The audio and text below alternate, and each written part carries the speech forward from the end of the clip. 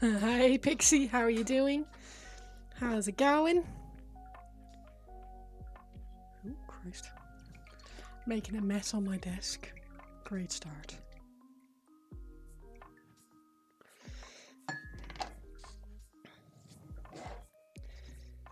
So my desk is a bit of a state. It often is, but today it's even more so because I've got a bunch of iron hands here and a lot of paint handles that are just lying around, and eventually. Oh, that's very sweet. How's your weekend going? Have you got anything going on, or?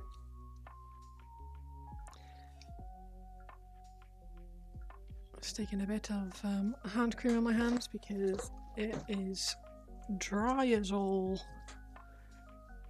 dry things over here.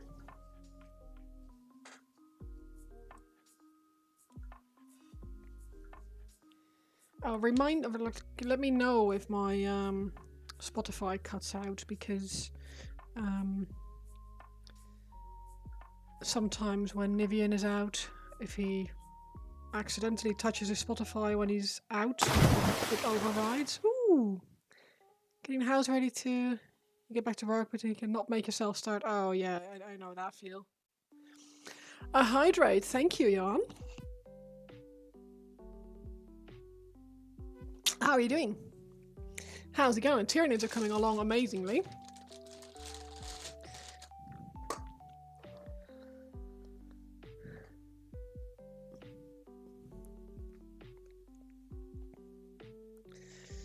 I've got a slow and steady pile of hair ties. It's got 4 now.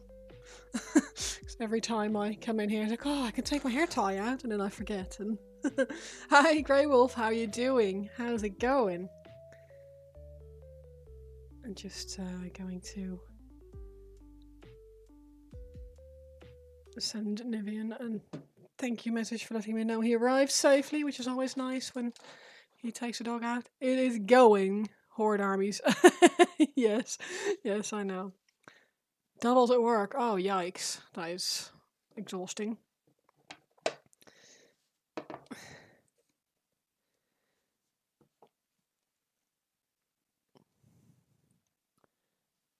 I've done a bit of a no-no. I've splashed too much water on my my wet palette, and now I have to wring out the paper. I need to really just get rid of this top sheet as well. Oh, I should empty this bin. Ugh. Ugh. Prep stuff. We don't care about prep, we care about painting.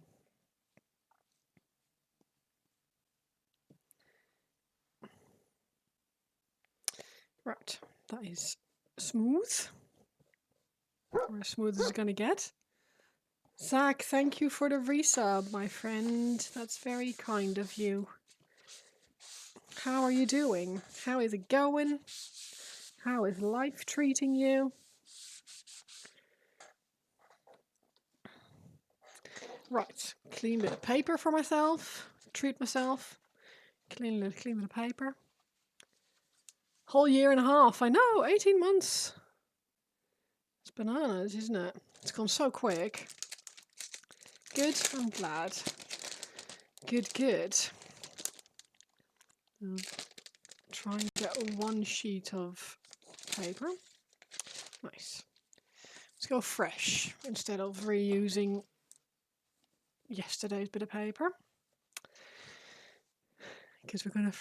Oh, fucking hell. I did have, but Nick, for some reason, every time Nick touches his phone, it takes the Spotify over. And I have my volume on my headset very, very quiet because it stresses me out if I hear it too often. So yeah, give me a nudge if it manages to switch itself off again. What I'll also do is I'll keep my Spotify open there so I can see when it's paused. So I appreciate you letting me know. Nick, for the longest time, didn't have Spotify installed, and then the other day he installed it again because he, I think he wanted to listen to a podcast or something. Yeah, it's still not liking it. Squishy, how are you doing? Raw indeed. How's it going?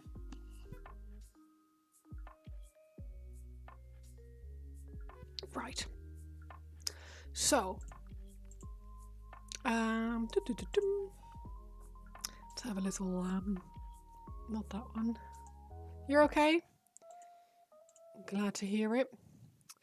Right, before I start, I thought I'd show you guys what I picked up when I went to the East Anglia model show.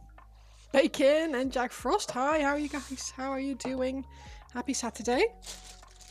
Yeah, because I went to the East Anglia model show Saturday last week, I think. I mean, Nick has YouTube Music. That's what he always uses. He doesn't listen to music on Spotify. He basically let me have Spotify, but he recently reinstalled it on his phone, and it just did some garbage. It just does the garbage stuff that we just building some stinky Chaos Guardsmen for. Oh, nice. Right, let's stick that in there.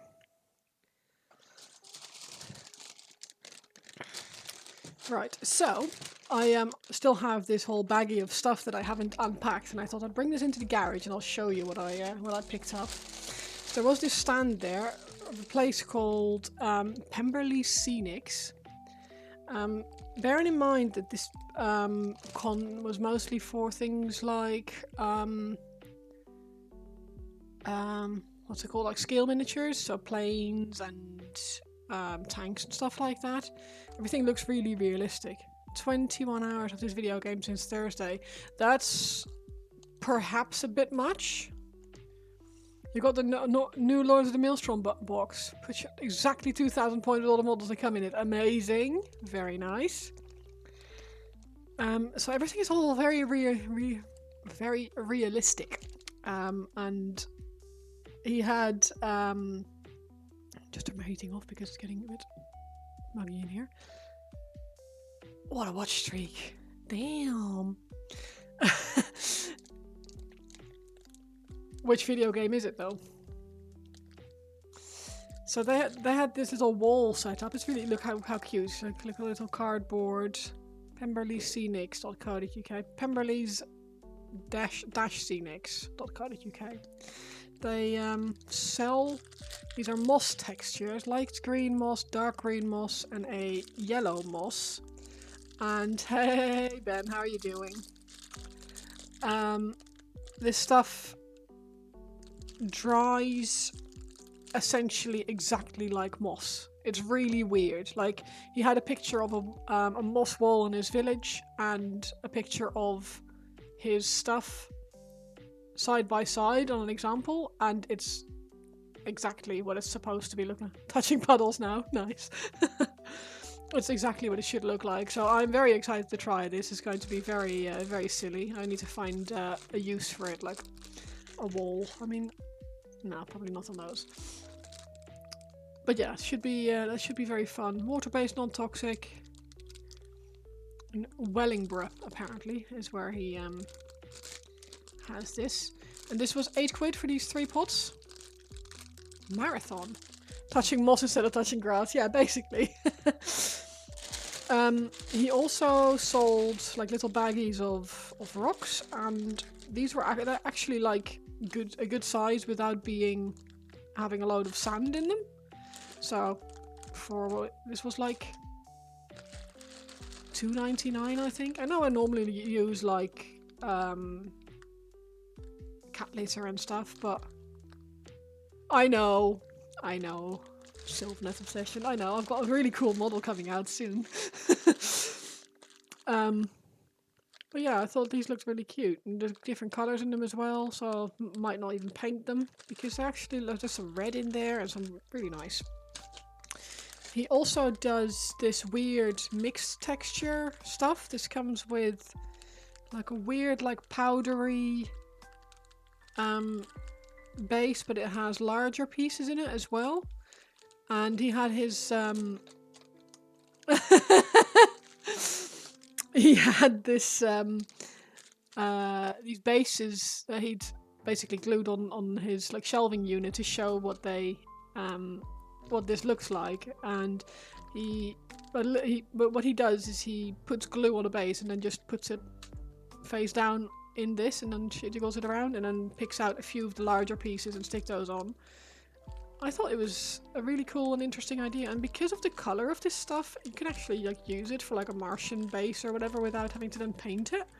So I thought that was very cool.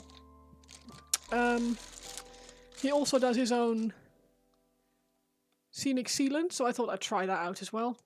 This was part of his 4 for a tenner.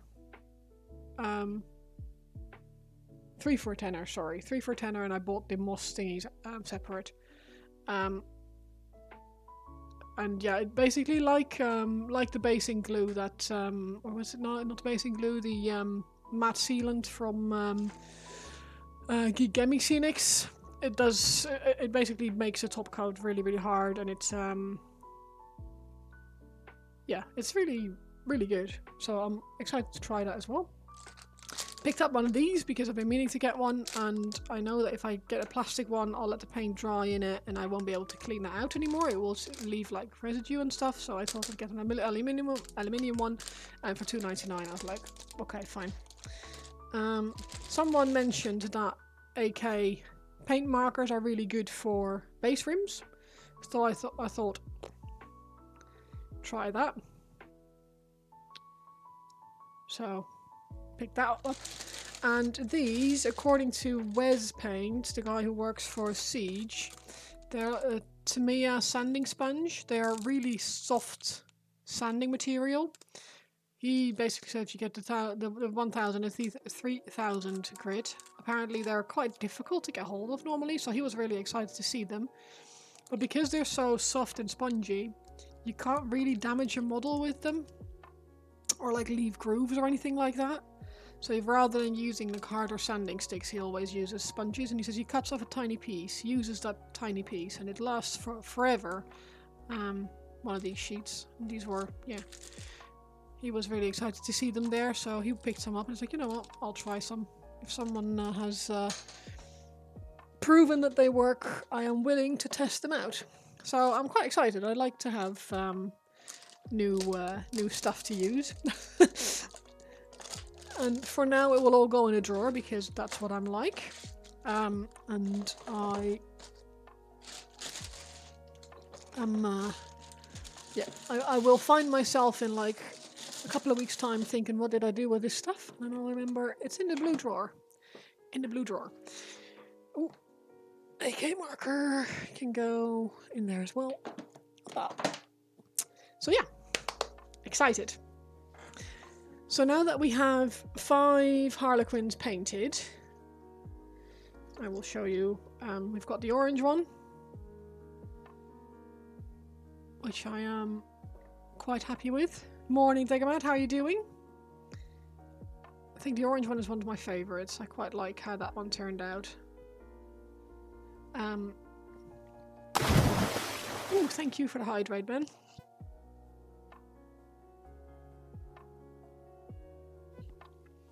Then we have the purple one, which I finished on the last stream. Oh, and a stretch. Wow. Ambassador.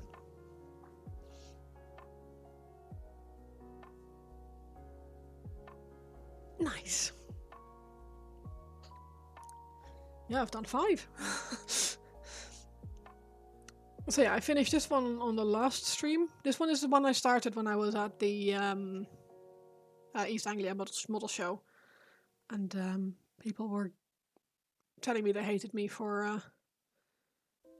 Actually, I will touch up this crease there when I have the blue on my palette again later, so bear that in mind. I don't like that very much. That's too much of a... Then we have the green one. And I couldn't help myself, and I painted a little mouth on the on the cloth. It's a little too... This won't look... Like, if you put cloth tight over your face, that doesn't look like that, but I don't really care. Yeah, I like that one too. It's quite cool. The yellow one, which has also come out looking pretty good. You're learning how to slice with your 3D printer. Nice. Yeah, I like the yellow one. Very fun. And the pink one, which was the first one that I touched.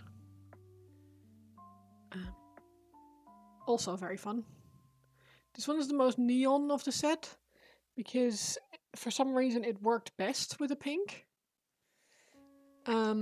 Yellow neon doesn't really... I mean, it's got neon on here. And it's got some neon on the diamonds there too, actually. This one actually is quite neon-y, but the purple went... The moment I put the purple neon on here, it just went to pink.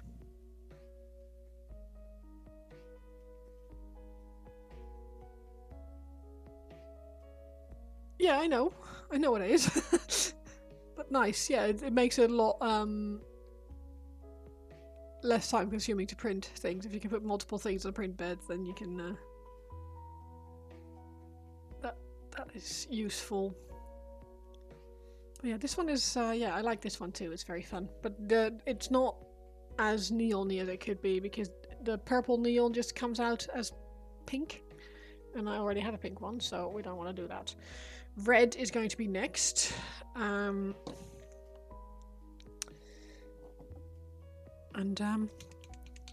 you're fine.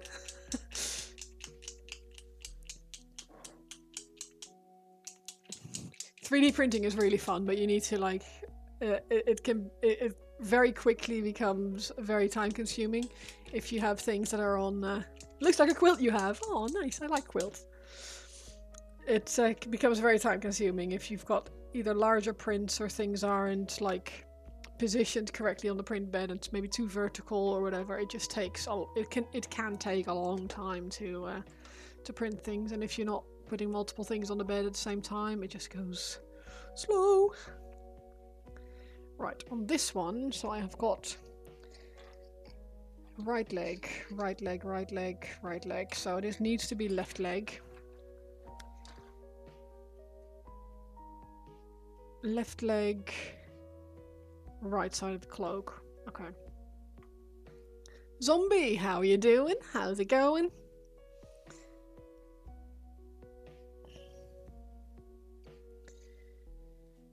Right, here we go.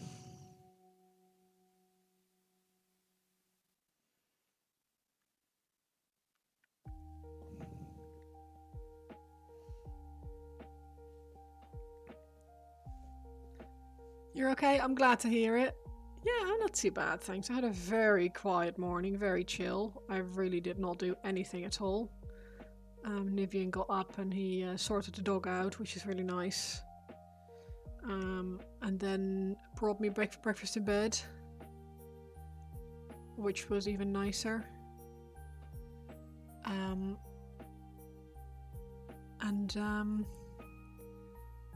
played on my Switch in bed, and then I was like, oh, 11 is not too bad. I'm doing pretty good for time. And then I looked at my clock again, and it was 1:45, and I hadn't had a shower yet. So I was like, whoops.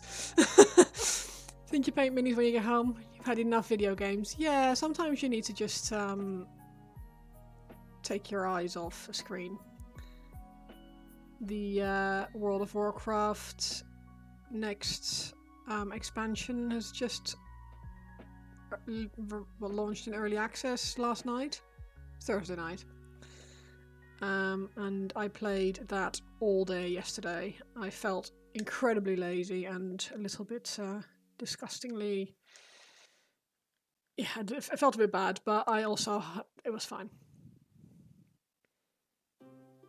Lucky bitch, I know, right? Yeah, he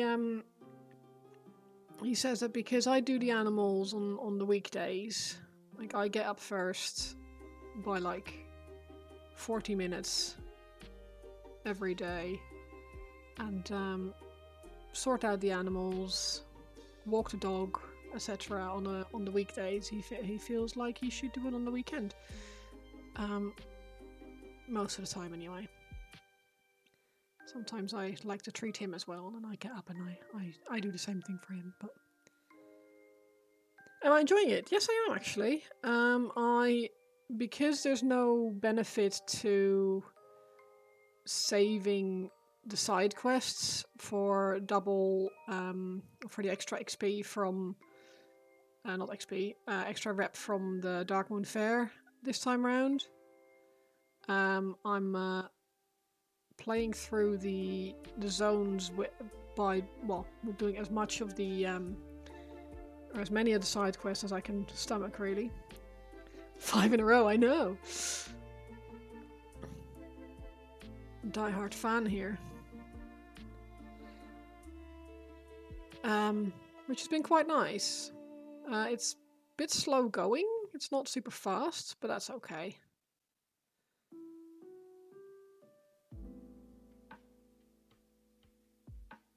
I agree. You're playing right now? Amazing. Yeah, so I mean, I'll be playing it tonight again.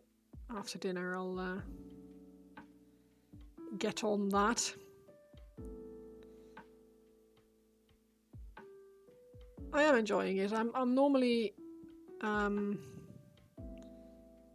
not very good with things keeping my attention. I tend to watch like a TV show whilst I'm playing World of Warcraft or stuff like that.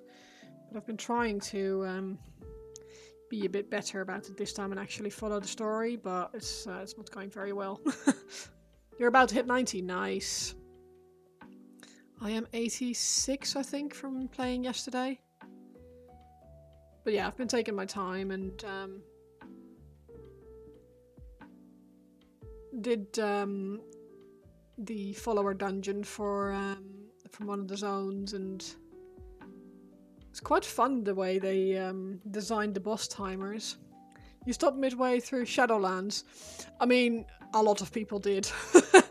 Shadowlands was not a good representation of the game. A lot of people quit through Shadowlands. But we've had a lot of really good content since, fortunately, so you're playing on and off since 2006. You're an adrenaline fiend, so you play extraction shooters. Oh god, no, I couldn't.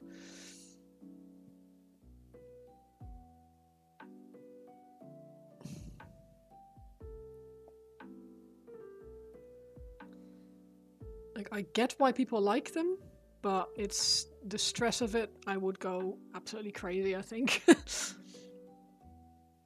I need my games to be chill.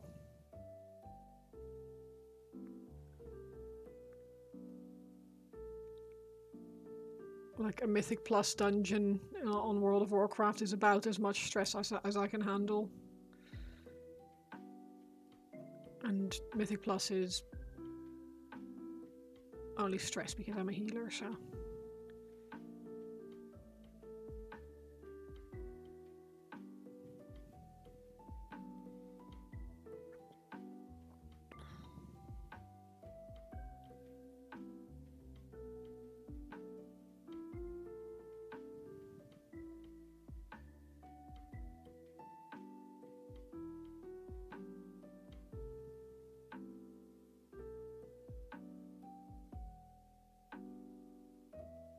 Need more balance in Marathon.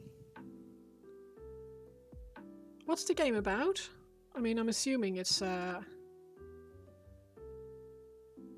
shooter of some sort. If that's the kind of game that you enjoy.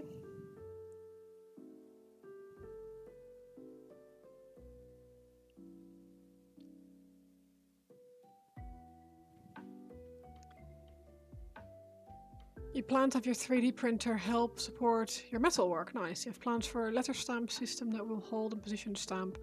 Hold an indexed object like a coin so you can make... Oh, cool. Yes, good shout.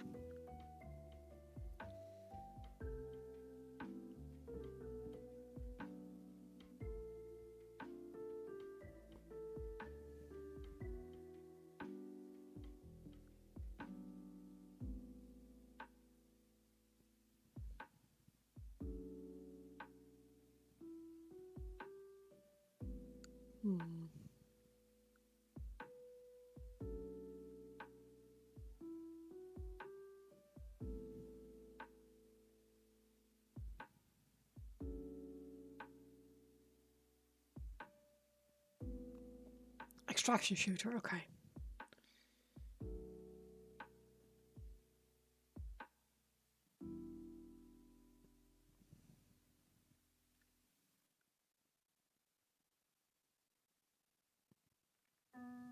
I feel like there are lots of different games within that genre as well, like different types of games. You really like the aesthetic and the story.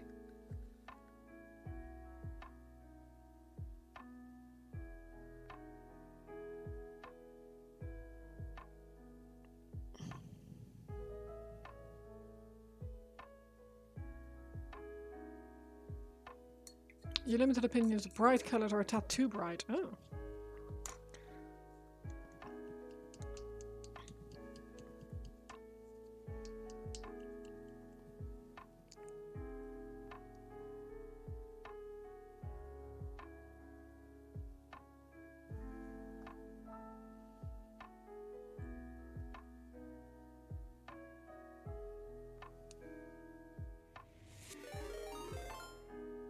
Zombie! Welcome, Raiders. How are you doing? How's it going? How was your stream, Zombie? Did you have a good time? Welcome, welcome. Someone be able to do a nice shout out for Zombie, please? Someone with spare hands. Baldy, how's it going? Welcome in.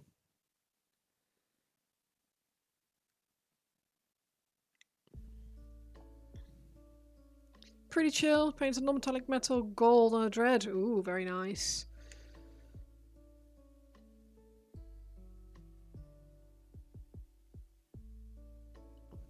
Thank you, Grey Wolf. I appreciate it.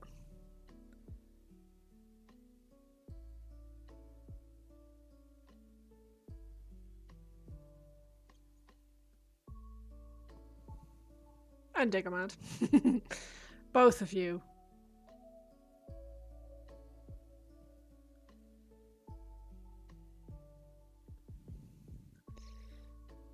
I am tidying up my diamonds. I just put the rough outline of the first few on this red Harlequin. Or going to be red Harlequin. At the moment. He is mostly black. It's a fun part for you. Your brother gave you a chunk of tool steel that he was hoping you could use for something. It's the right size, it's shaped in just the right way for it to be the anvil part of your design. Ooh, cool.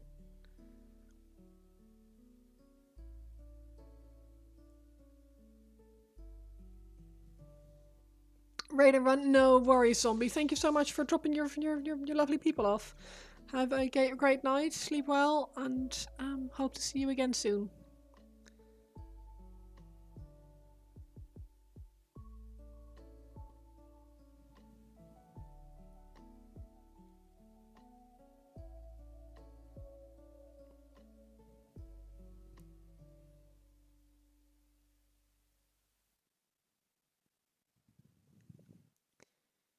Whee!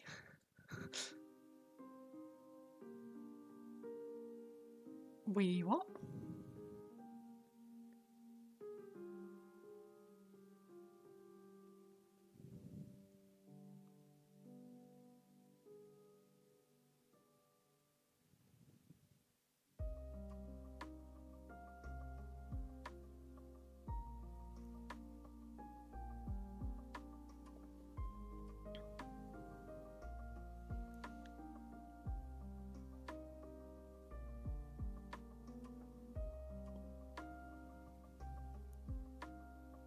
Only 2 more guys need their weapons magnetized, and 10 legionnaires, 10 raiders, 5 termies, and a captain to assemble and magnetize. Jeez.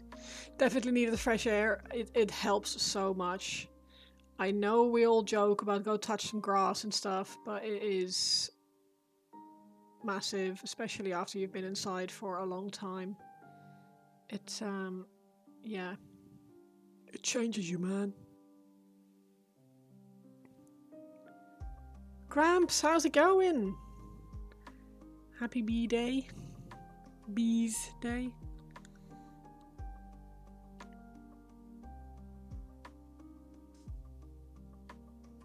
I don't know when your birthday is, so I...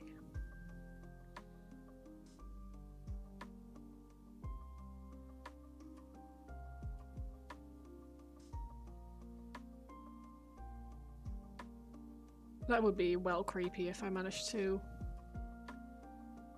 congratulate someone on their birthday without knowing when their birthday was.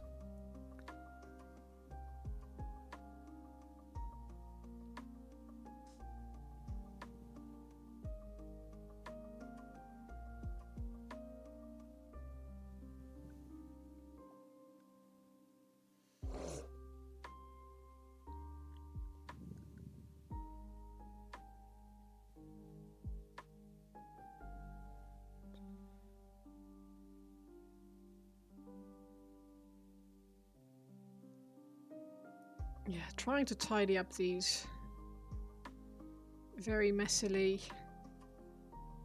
painted red diamonds before I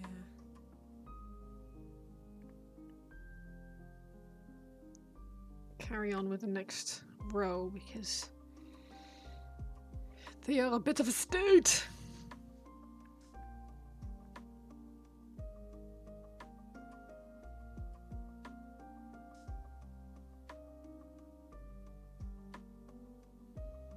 A dry day, you weren't sure what the big orange thing was in the sky? I know, right? It's been so wet. I think we've had like 3 dry days so far this year around here. No, probably a few more. I'm exaggerating, but it's been very, very wet. Sending love. Hello, Magic. You alright? Cause some mischief, yeah. Always.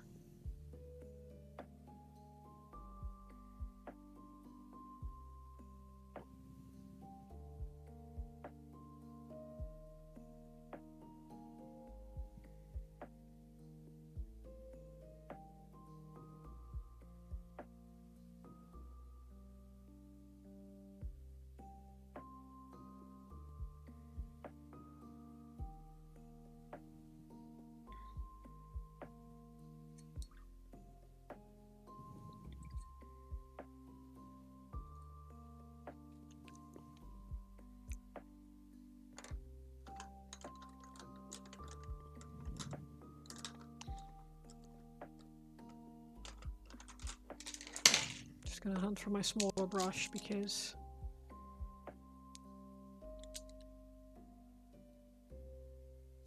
that one, but also this one. There's a better tip on it than 59 days with rain, said on the news this morning. It's a record. Yeah. Congratulations. We really wanted the record.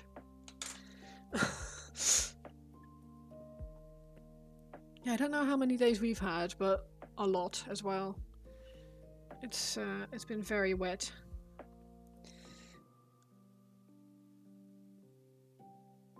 I'm hoping tomorrow will be dry because I have a plan to plant some things in the garden tomorrow. And no desire to get wet, so... So proud.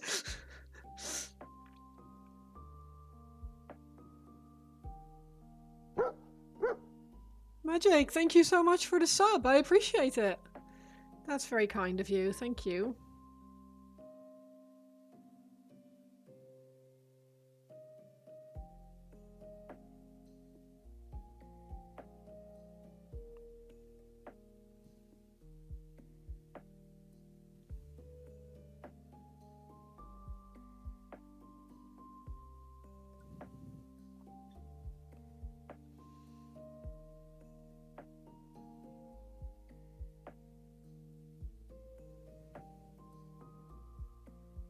Just trying to work out how I'm gonna make these line up nicely. I think I have to squish them a bit in the middle, but...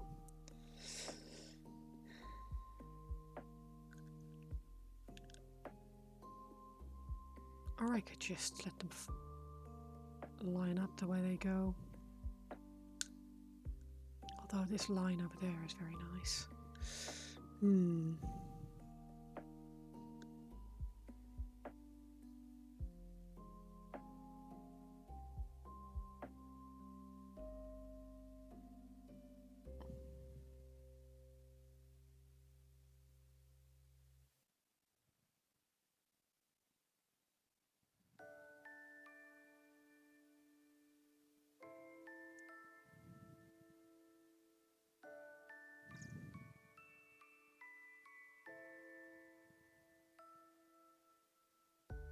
I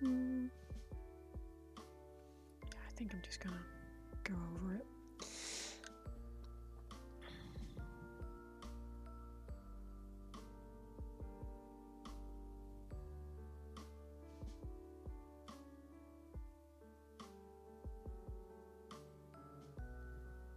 Hello, Jim. How's it going?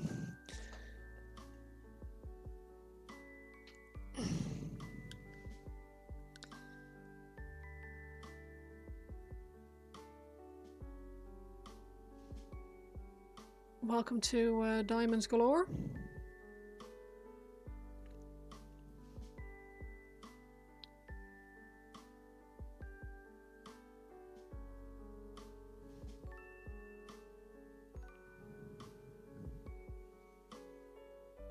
You're okay? Yeah, same. Also okay. Very glad it's the weekend.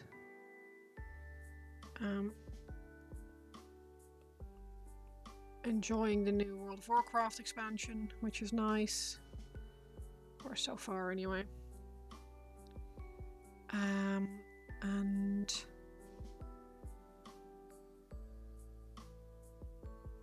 yeah. You want to sleep? Why can't you?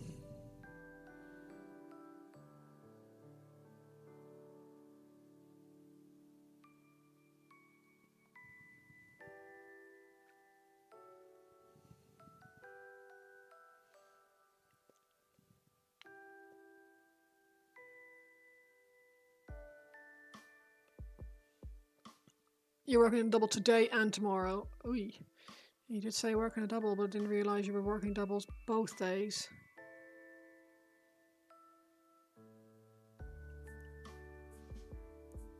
What work do you do? I don't think I actually know what you do.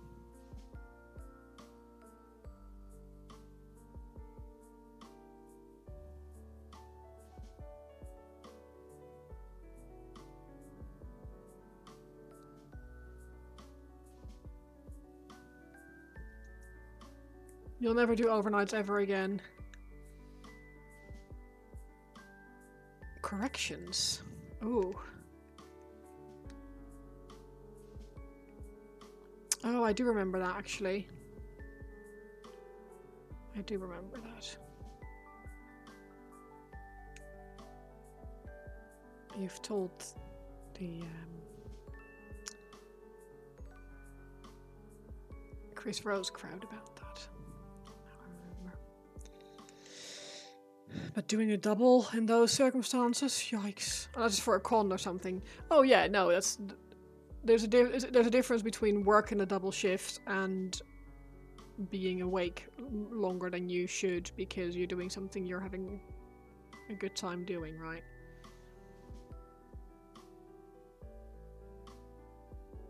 Big difference.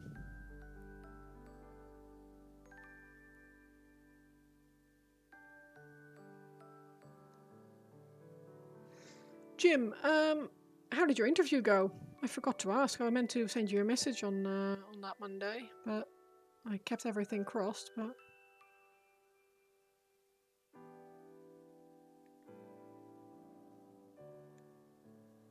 also, tell me to kindly F off if you don't want to talk about it. You used to work cons, you're often ops during the day and security overnights. Yeah, operations.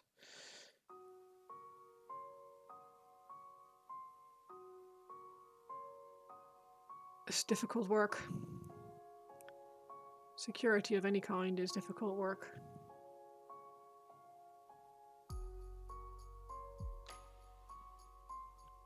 Went okay, didn't get it? Ah, okay. Oh, music's turned off because Nick turned the car off behind me. Please, stop playing on this computer. Go on.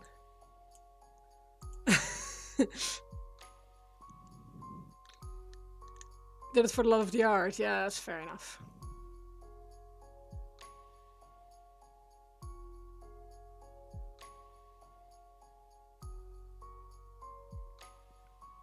Wasn't really the direction you wanted to go. It was a good interview. Yeah, 100%. 100%.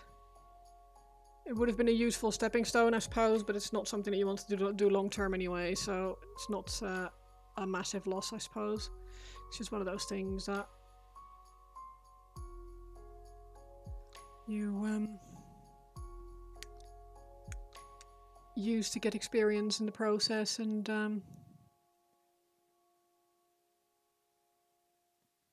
I've done anything like that for 10 years. Yeah, exactly. It's nice to like get an opportunity to flex that muscle, so to speak.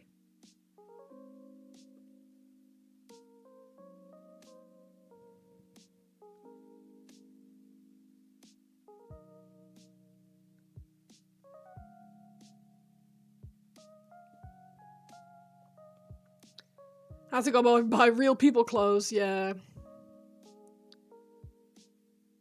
Disgusting, isn't it?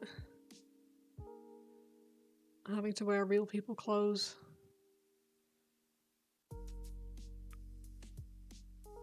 I try and avoid it as much as I can.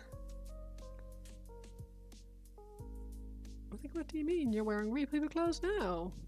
Or am I?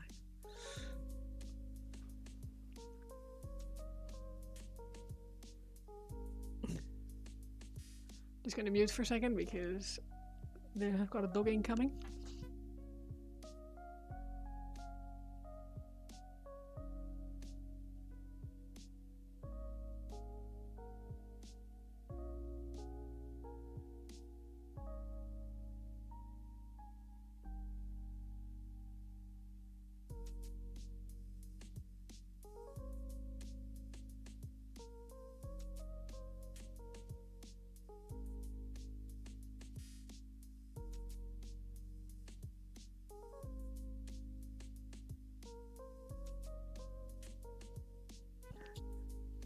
Remote work for the win, yeah.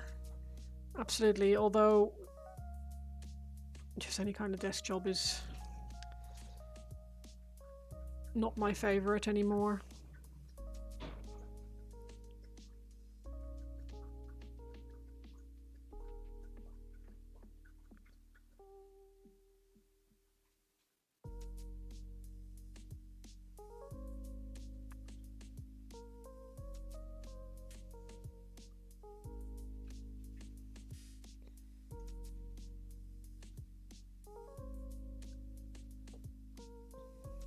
Puppy needs to be told they're loved.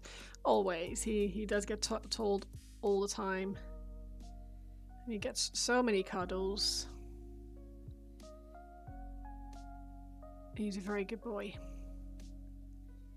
He's a bit crazy, but he's a good boy. Love to manufacture again. Take us apart of your brain. Yeah, exactly.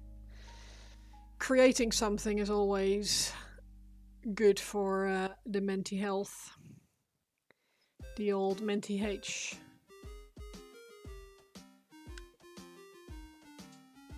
I'm going to say something really controversial and yet so brave. I miss working retail. I don't miss everything about working retail, mind, but I miss having the interactions with people about things that I love. I used to sell books, and that was just something I really, really enjoyed, talking with people about books, recommending books. I'd love to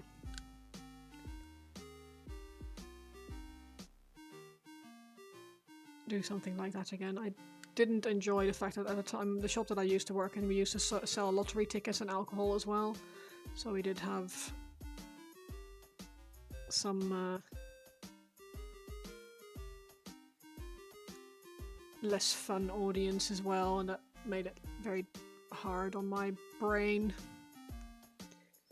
Your wife works retail, she also used to work border books. Oh, okay.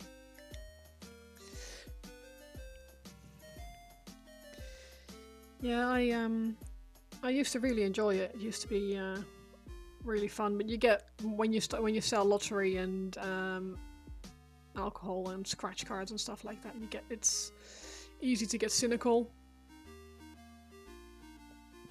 because people are spending money that they shouldn't be spending. She sells computers, she still likes it. Yeah. There's something really fun about the social interaction with people that you would otherwise not have, and especially if you can help them, like give them something that they're actually happy about purchasing. I find that very fun.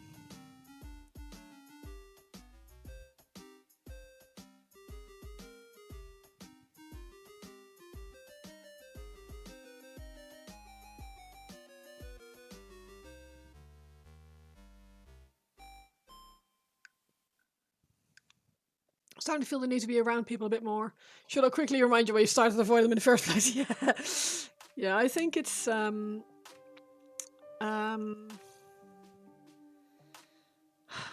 it's one of those things where you need to find the right kind of balance and the right kind of people to be around.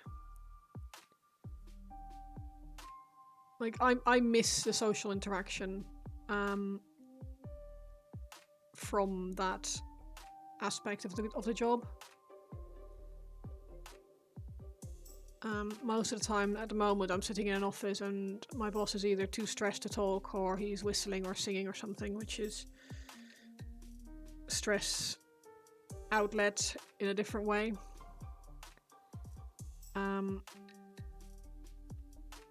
Which for me as a neurospicy person is not the not the best kind of person to sit next to. But just had a conversation about sales yesterday, the guilt of upselling. I don't think there's guilt. There should be guilt related to that. There's a difference between upselling and trying to ram something down someone's throat. You can... I feel like, for example, if you work for a computer store and someone comes in and they want to buy a computer, have they thought about the fact that they might not have... Hi Jet, how's it going? Have they thought about the fact that they might not have a mouse mat? Or that they might need a better mouse than what they have? Or have they thought about buying a good chair? Because if you're going to have a good computer, you're going to be spending more time in that chair. It needs to be something that will be comfortable and not going to hurt them and stuff. And it's obviously, you don't necessarily need to sell them something they don't need.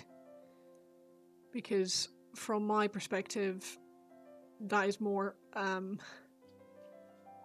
yeah, that's not right. All good. I'm glad to hear it. Yeah, I'm not too bad this weekend, so that's always good.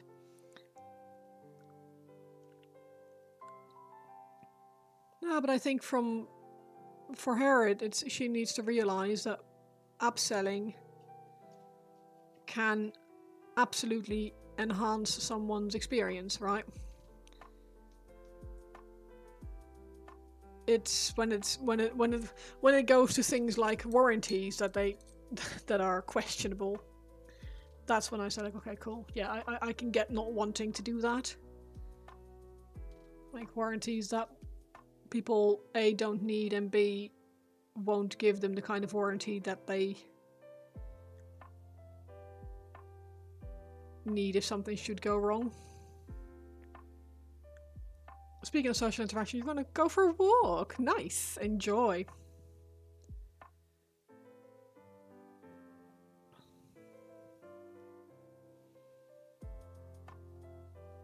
But yeah, in my opinion, nothing wrong with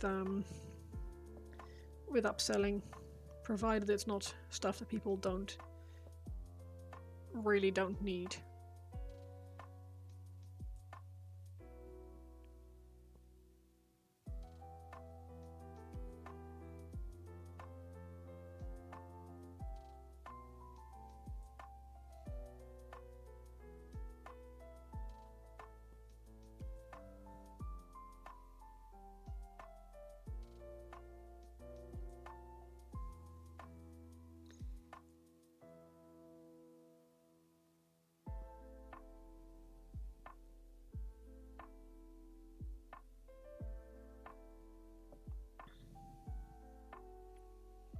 Hi Alex, how you doing? I've nearly finished your book and I've ordered your paint.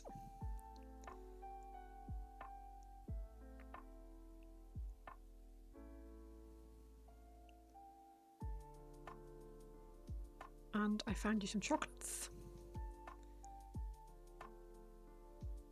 that I think you will like.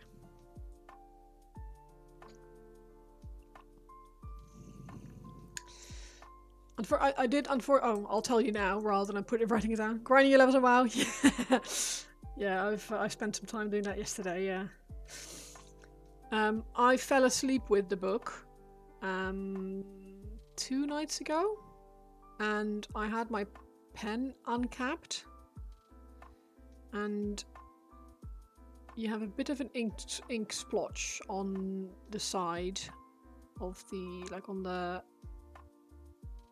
side of the pages, because I hadn't, for some reason I shouldn't fall asleep with my book. I'm so used to having a Kindle where it doesn't matter if you fall asleep, that this time whilst making notes, so you'll receive a book with an ink splotch on it. I am very apologetic. I am sorry. But yes, it's very funny. It's very funny. It's a bit it's a bit crazy, but it's very funny.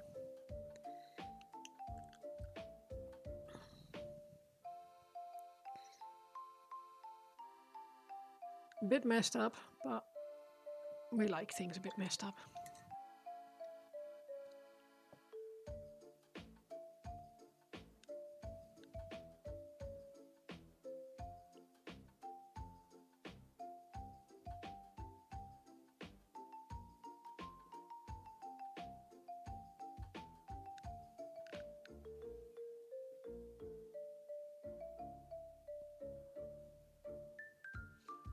I think the dog rolled in something when he was out. Nick said it was only for a minute, or for a really short moment, but I can smell it. It's not super bad, but it's bad enough that he's sort of like whiffy. So I'm gonna have to give him a wet wipes bath later. I think I'm not gonna fully bath him because that's just gonna take ages. And he's not going to thank me for it.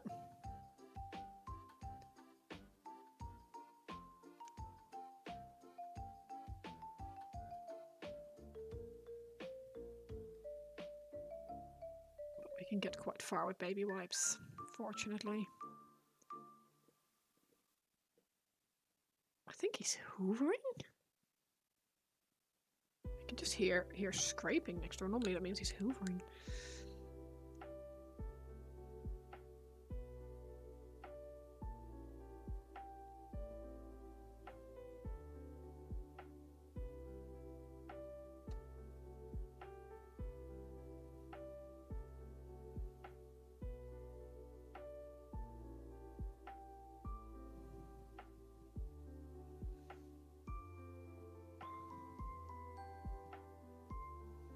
Getting there.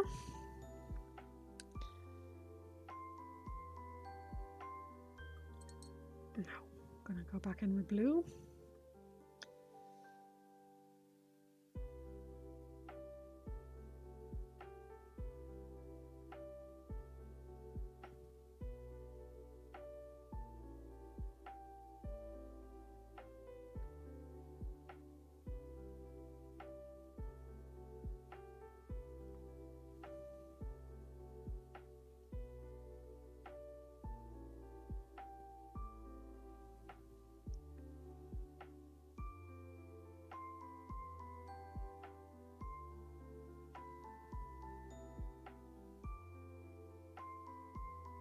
I get my first fish for my aquarium tomorrow. For my new aquarium, I should say. And I'm quite excited. I really hope they like it. The plants are all growing in nicely, so hopefully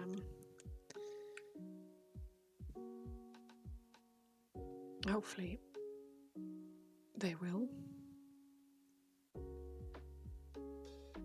It's been cycling for a couple of weeks now.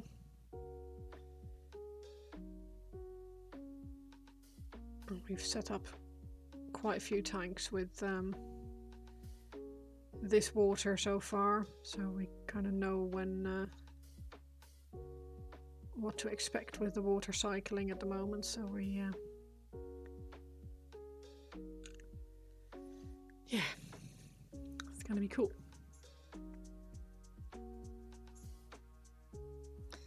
Our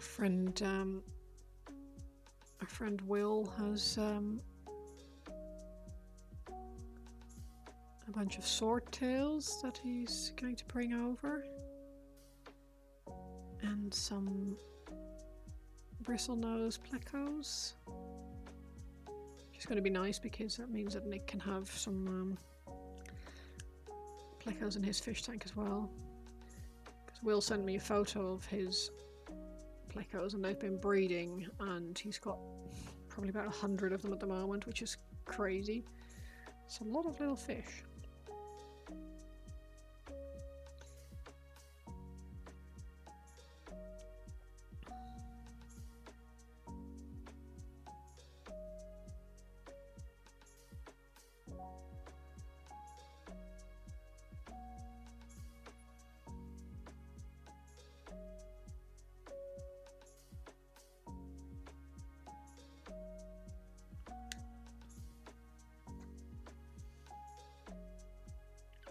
And then in like a week or two, once the first batch of fish have settled in and the tank is not crashed, hopefully,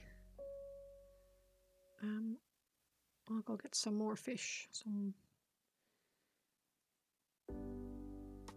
little rasboras, probably some neon green ones. I debated briefly getting blue Harlequin rasboras, because obviously the name, it felt like too much of a coincidence, but I changed my mind. I feel like from the pictures that I've seen of them, they're very pretty, but they're not as vibrant as I would like, or there's quite a lot of variation between the different types of blue ones, and I guess it Will depend on what the fish shop has on the day. I'll have to ask if he has any in stock before I head that way, because it's quite a drive. I could go to one that's closer, but I think I might just I might go to this other place because I really liked it. It's snowing again. No way. Oh well, good reason to stay in and not go and play World of Warcraft.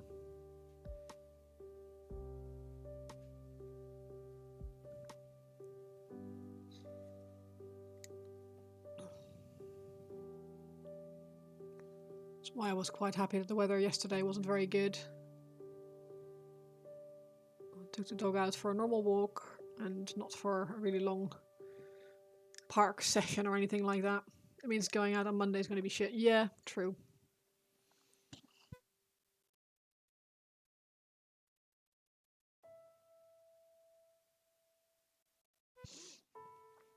Get some of those really useful like treads, like rubber grippy things that you can put under your shoes. Non-slippy thingies.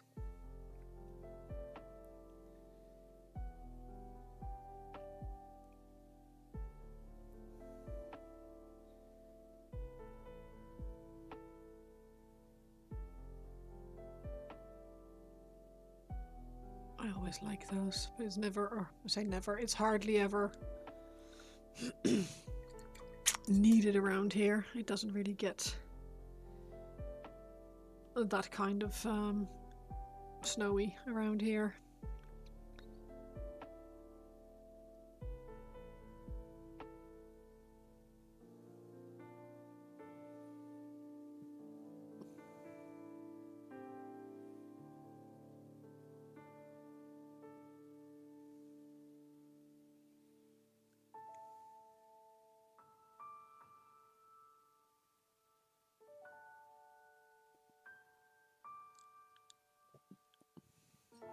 Apparently you're too dumb for those. You trust your inherent ability to stay on your feet. I mean, your center of gravity is a bit lower than most people, so maybe maybe that will help. But yeah, I'm too top heavy. I fall over. I have no balance whatsoever when it comes to stuff like that. Plus I have really weak ankles, so I just...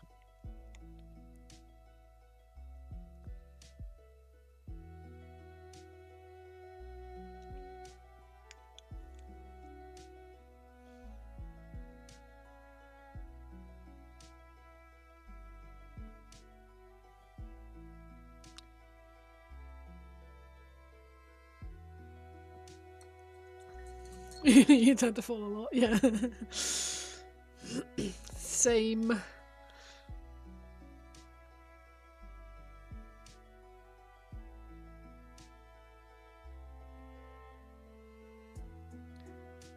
At least so the Gulf Stream shuts down due to climate change, and we suddenly remember we are as far north as Canada. One of those nightmare scenarios that probably won't happen, but might.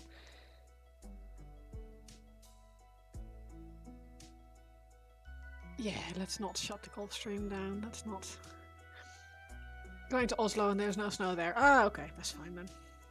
What are you doing in Oslo?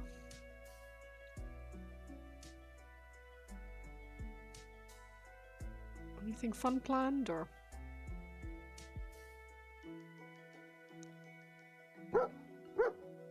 Paint, thank you so much for the sub. I appreciate it. Streak.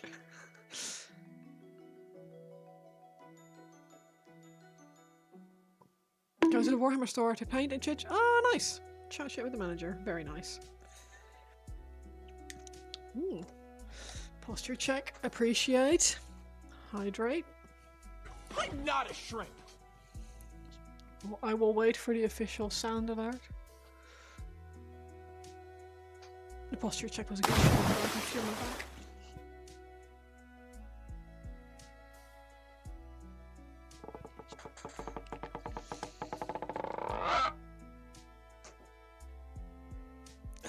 Nice.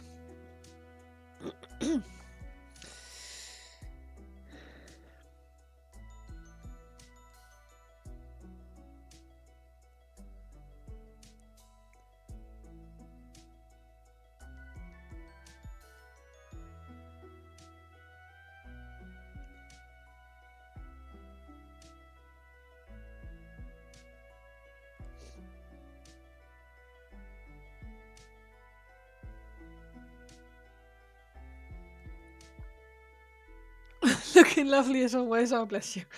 That's very kind. I woke up this way. Well, not entirely.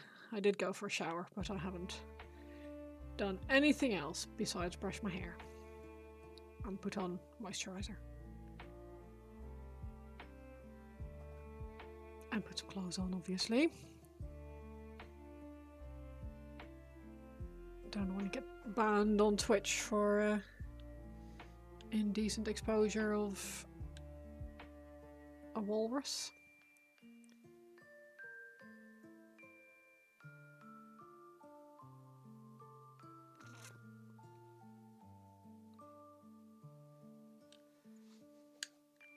Kind of need those for TOS, yeah, exactly.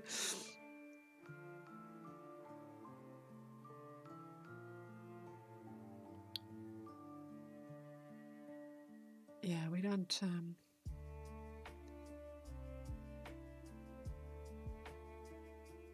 We're not doing hot tub streams here, unfortunately. Or should I say, fortunately.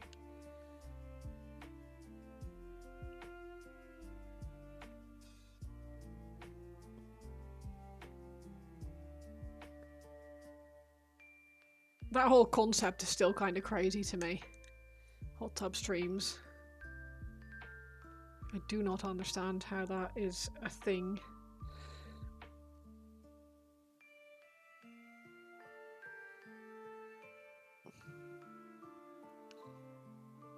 I mean, obviously I do understand, but it's like, why?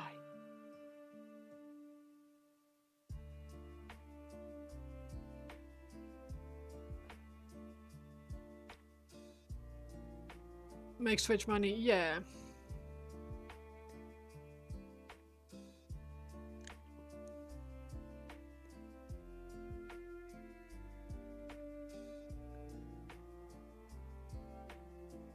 It's just a shame that they're so popular.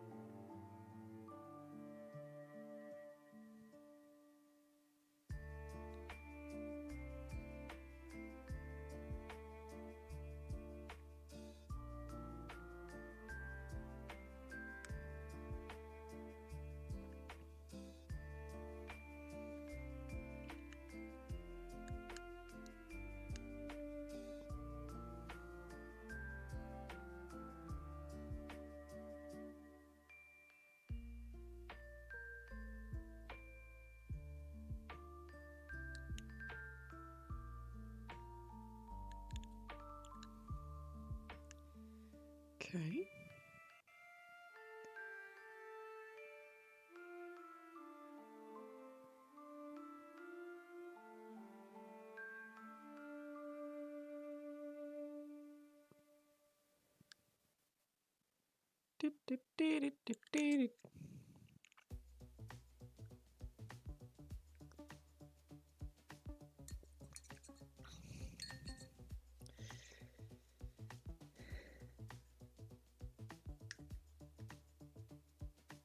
I am doing it right. I just suddenly had like this sinking feeling, like, have I done this correctly? And I have done it correctly. Phew.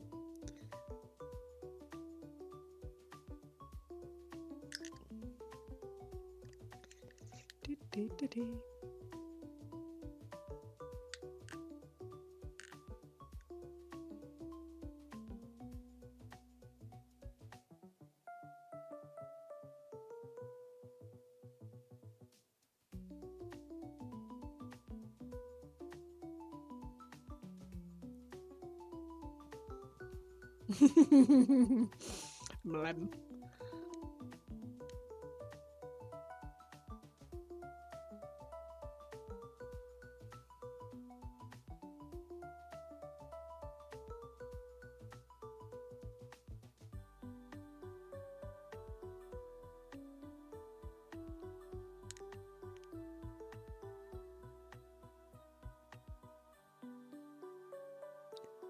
How we lickin'? Turn my heater back on because it's a bit cold. Check what these 15 notifications are that I have. Oh, nice.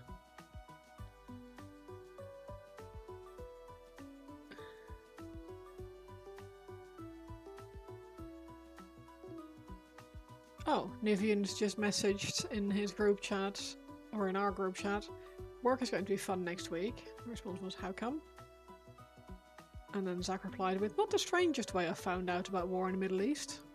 So apparently there's war in the Middle East. As because Nivian does shipping to the Middle East. That makes things difficult, obviously.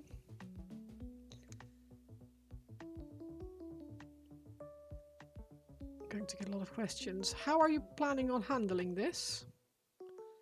Like, what do you mean, how am I planning on handling this? It's a war. Don't know what the war is yet, and between who, but...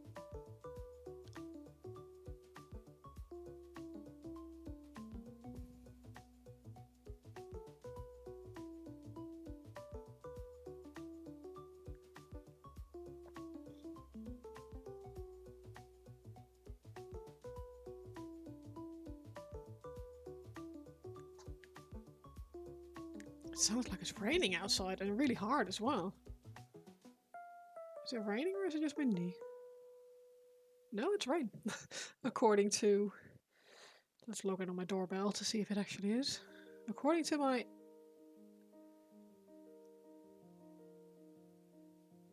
Go live.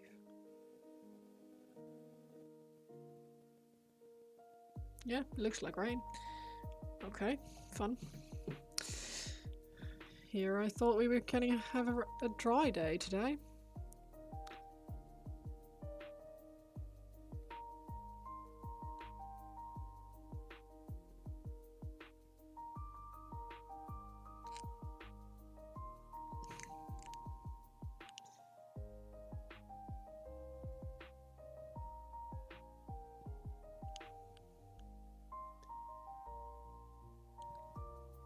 News from Middle East is not good. Getting rather depressed watching the news earlier. Yeah, that's why I don't watch the news, to be honest. I just can't really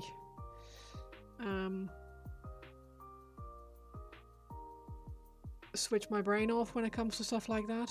And I know I shouldn't be fully ignoring the news, but it's... I can't fix it, and that is the main problem.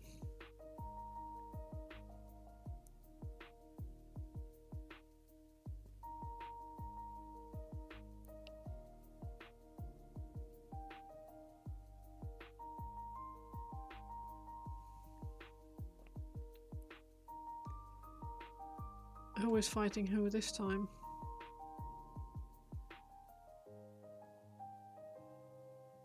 I know that sounds really heartless.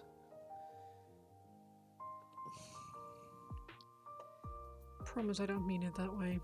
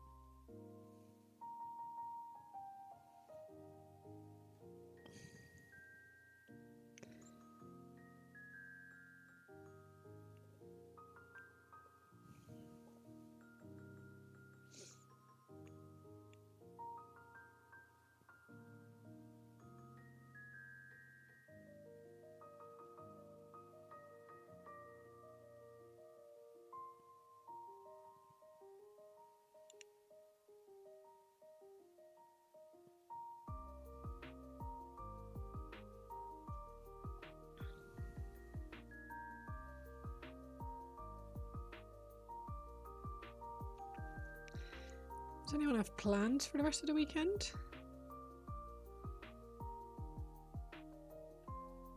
Like, my plan is to play a disgusting amount of World of Warcraft tonight. And then tomorrow, hopefully the weather will be good enough for me to plant some things in the garden. US and Israel have attacked Iran. Oh god.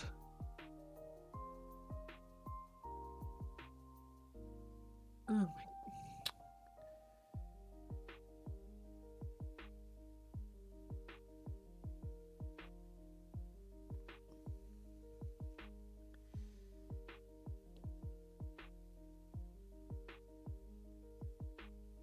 You'd think that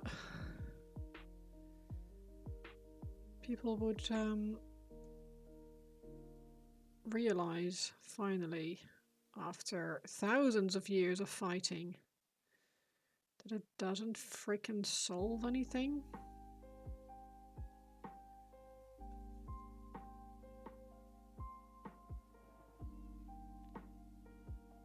No one is helped by war. Ever. Going to play D&D tomorrow. Nice. Is it a like a long-standing campaign, or is it something you've just picked up?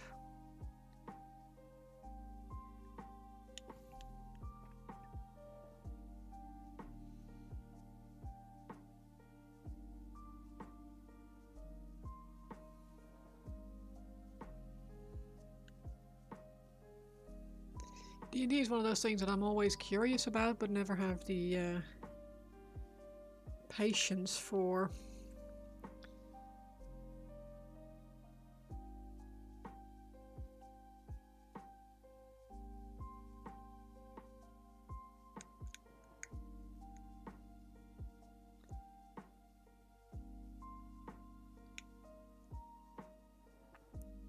I think I've done a few one-shots and shorter campaigns, but it's I struggle with it. Full Star Wars RPG set from Fantasy Flight Games. Ooh, started just before COVID, obviously died, yeah.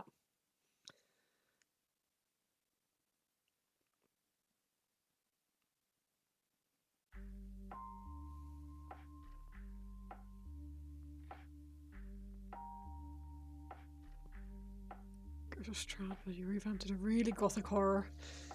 Our DM decided there was no gothic nor horror enough.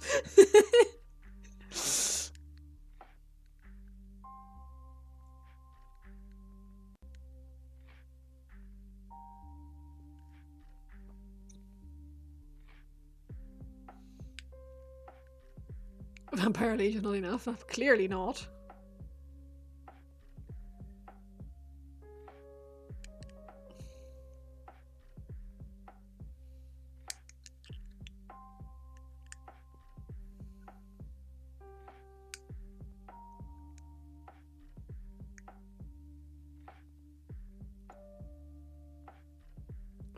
Obviously.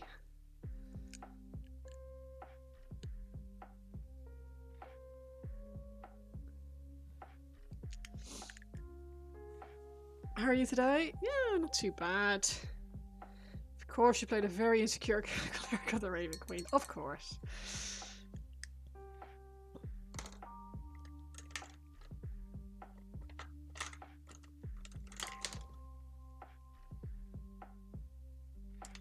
That's a bit much.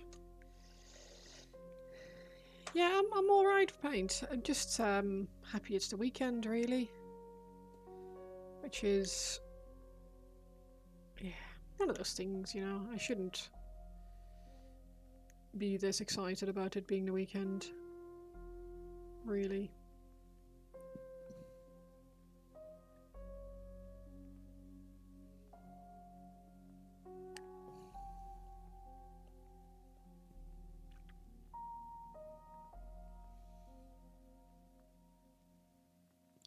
Funny how this is definitely red, dragon red, like, but you paint this on and it comes out almost pink. Hello, camera. I know it's because it's going over black, and it will just take a couple of coats, but still. You were supposed to be red. Proper red. So I'll probably add a bit of like corn red or something to help.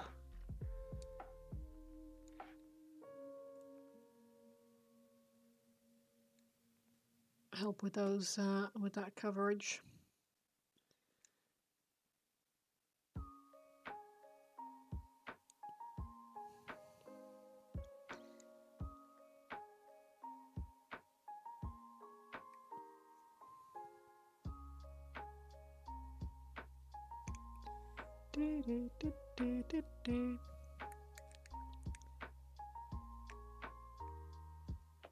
It would be so nice if we could reach everything.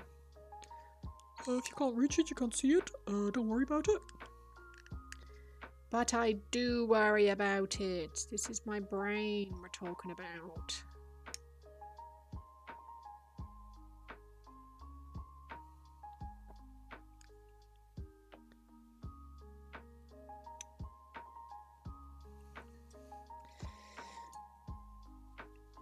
Heater off again because it goes from freezing to boiling in here.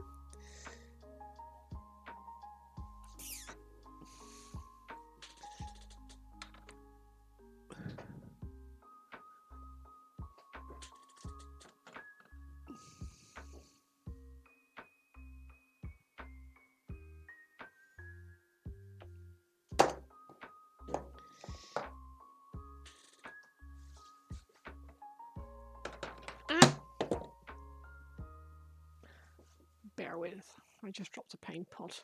Lid was on, cap was on, don't worry, but still.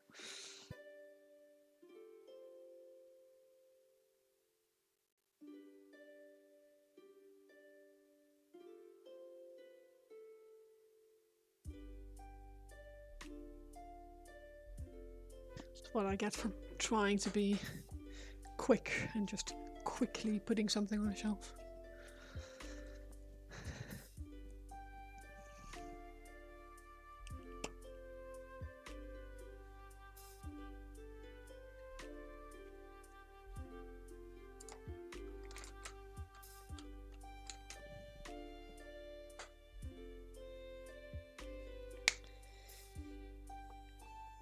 So yeah, tomorrow I'm gonna have a quiet morning, hopefully plant some things in the garden, and then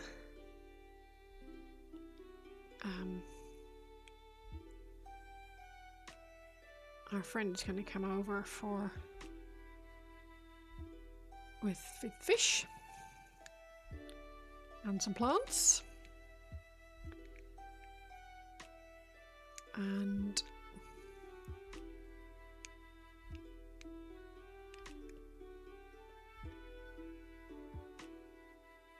in the evening we're going out for dinner because he is giving us so much free shit, like a really good external filter, a new light set and everything for my new aquarium.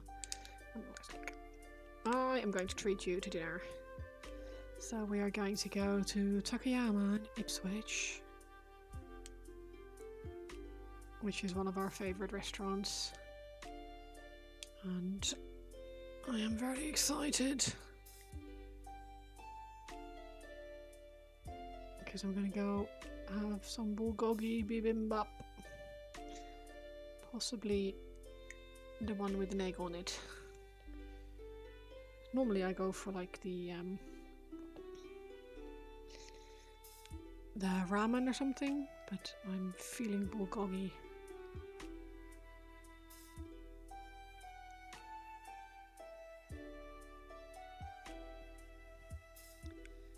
Probably do like sushi as well, because like I said, he's giving us a lot of free stuff.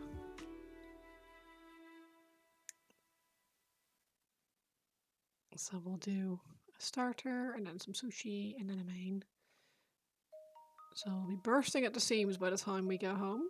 And we'll be very happy people.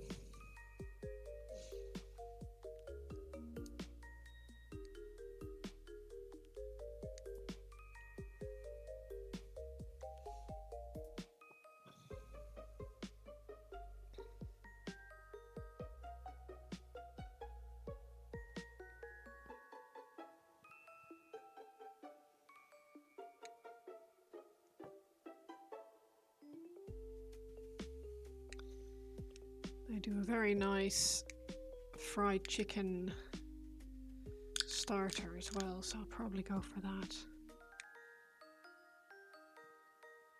Yeah.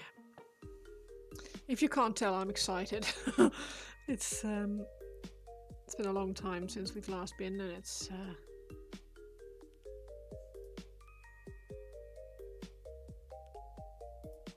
just very nice.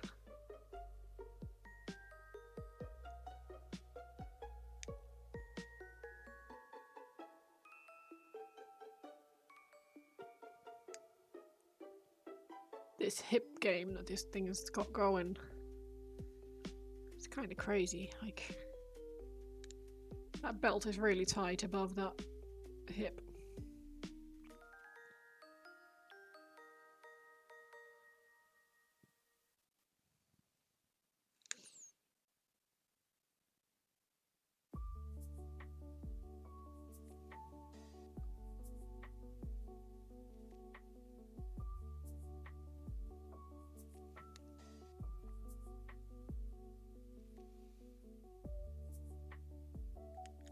I think next time, if I do more Harlequins, which I probably will at some point, because I actually really enjoy this, surprisingly, I think I'll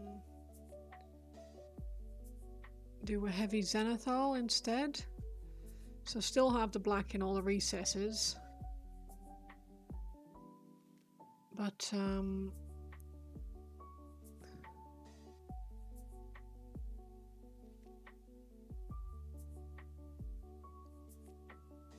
give myself a little bit of an easier time with the layering.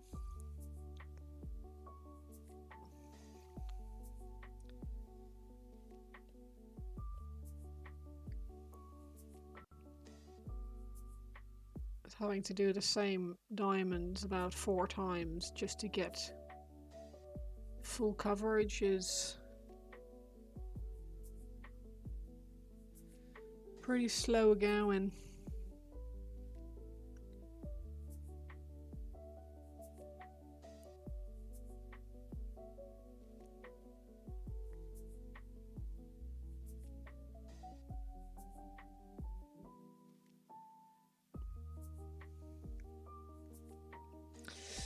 Alrighty.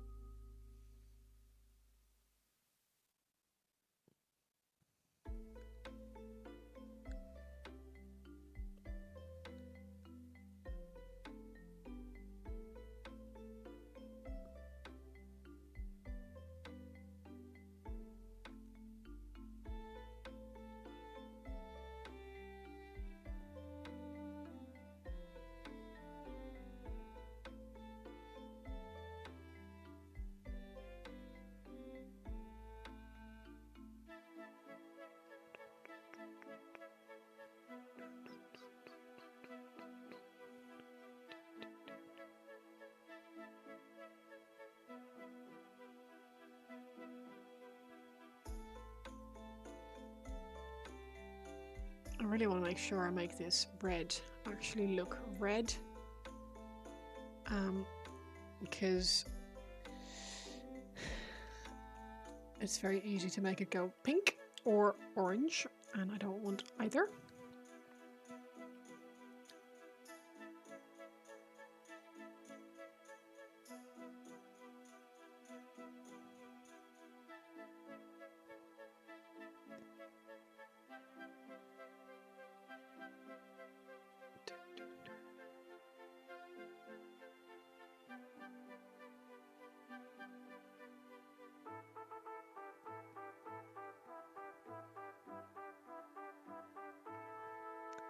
You just activated your old school RuneScape neurons. I know, right? I've never played RuneScape, but even I can tell it's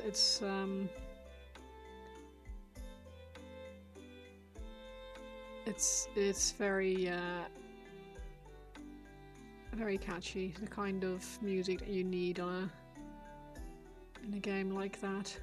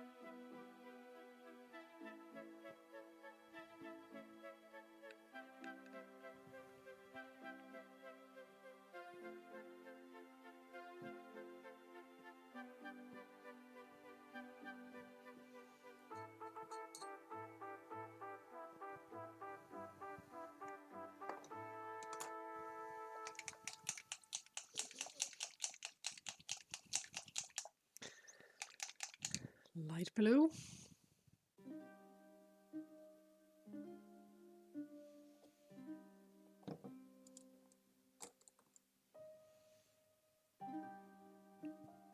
Let's go for 0.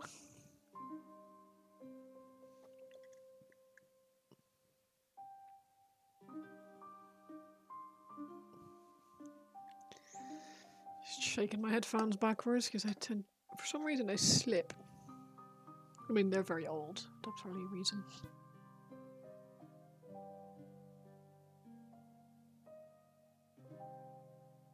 They're old, and also my hair is very soft because I washed it and it just goes ridiculously fluffy.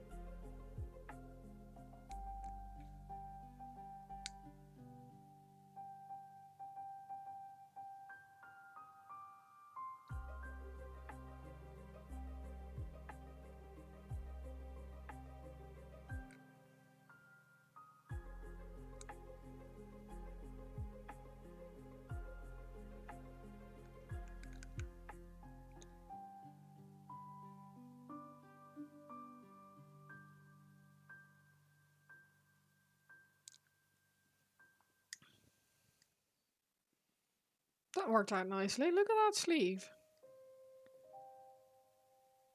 Chest into sleeve. Nice. Nice.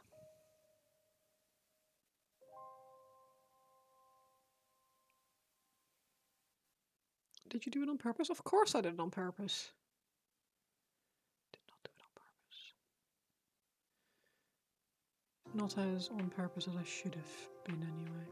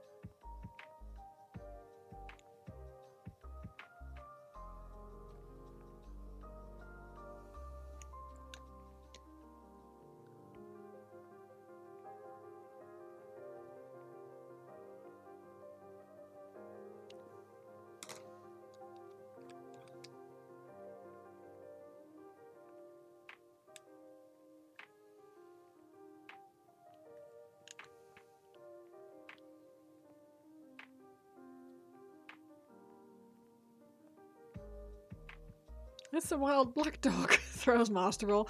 Aw, you wasted your Master Ball on me. Or did you use a hack and have infinite Master Balls?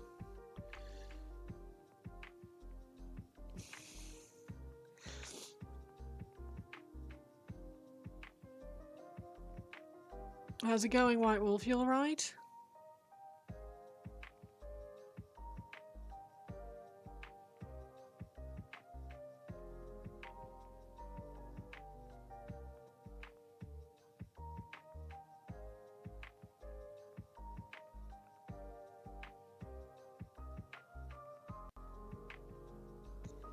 She's got to come home from a 15-kilometer hike. Damn. Was it a fun hike?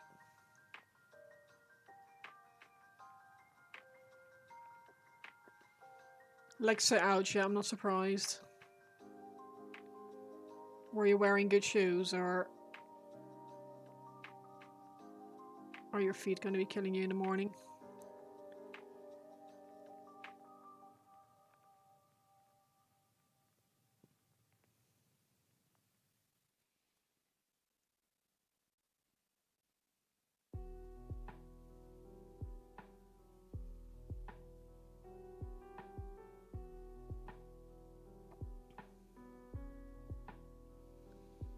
It was a woodland along cliff top. Shoes fine, your thighs crying. Yeah. I am nowhere near as fit as I should be. Especially considering I have a dog, like... I should be way fitter than I am. Need to separate your audio so we can put on random silly music. See, my problem is that music does weird shit to me.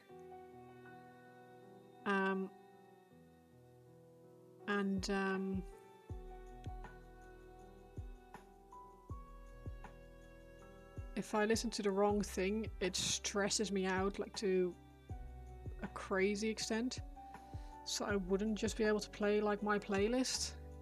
You're the same? Yeah. Like, even my own playlist, I end up skipping, like... probably about 95% of the songs if I turn it on. I have to start it from the start because that's the most recent amount, the songs that I like at the moment. And once I've reached the end of no longer the start, I need to either go back to the start and re-listen to the same songs, or I end up skipping like 90% of the other songs that come on afterwards.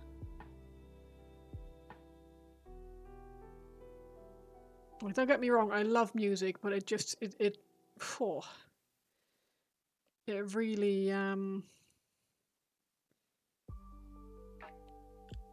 yeah, I don't know why it really hits me hard, I suppose.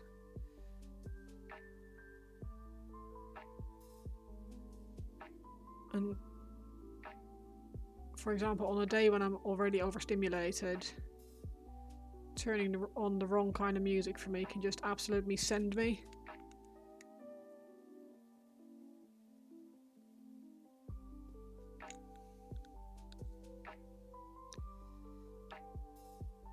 Cable Demon Hunters. Yeah, yes and no. Because even something that I really like, I don't like all of the K-pop Demon Hunter songs, so I've got them all on my playlist, but I don't like all of them, if that makes sense. And even the ones that I do like, I sometimes find too much. It's a very delicate balance. My mum is the same. We both struggle. Both love music, and both find it very difficult to filter it out if it's not something that I can ignore. This is also the reason why I've got my even this playlist that is really quiet and inobtrusive. I have got my headset on very, very quiet. Purely because if I have to listen to music while I'm working and talking and stuff, it'll be fine until I then have to say Nivian comes in and asks me a question. I will go from 0 to way too well, overstimulated, I suppose, in the space of 2 minutes.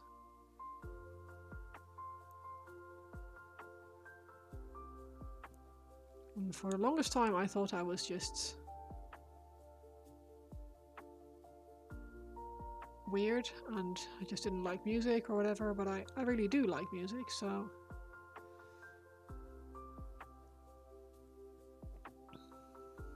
it just hits me really hard. Reminds me to send a song to Wife Wolf. Oh man, I found a song the other day that I've been listening to on repeat.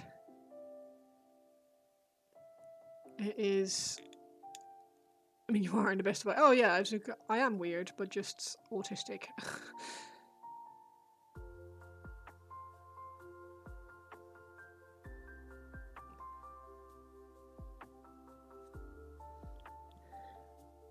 But yeah, I found a song and I sent it to Pains already. Yeah, that's the one.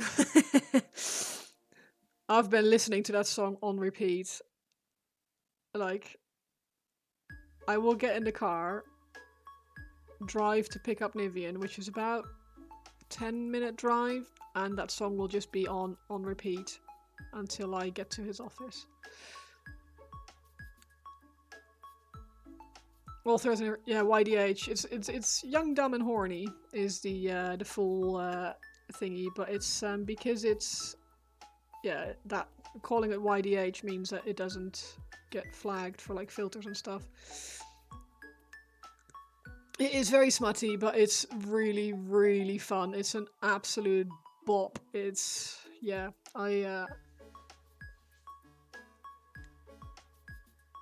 Mafra. Ooh. Yeah, personality.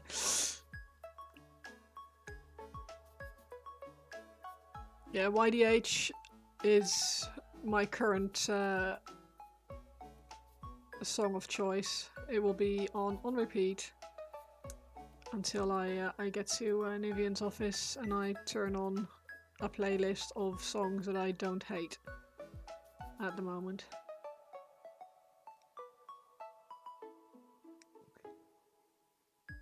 Took a really? No, I got that immediately.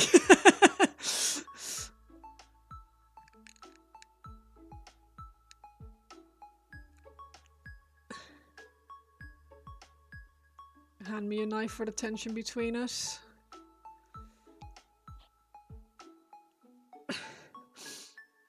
Between us, penis.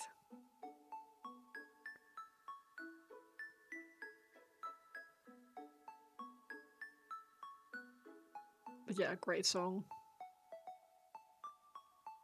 Banger, absolute bop.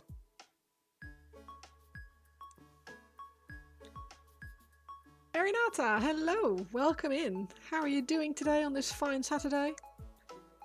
Haven't listened to it as much as it. If I find a song that I like, I turn it on with lyrics, and then I just I go through it with the lyrics, and then it's way easier for me to have it stick.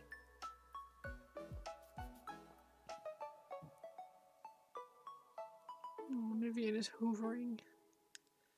What a man. Are you a hobbyist as well, Erinata? I hope I'm pronouncing your name correctly. If I'm not, just tell me off and tell me. Actually, it's Erinata? Or just Erin? Or...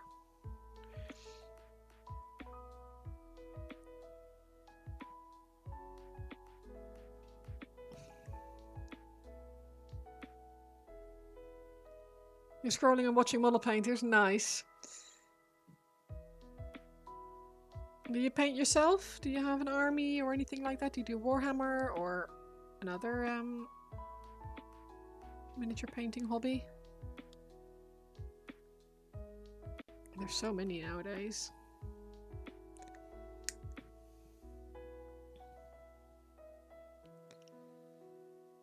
Chill bunch, them model painters.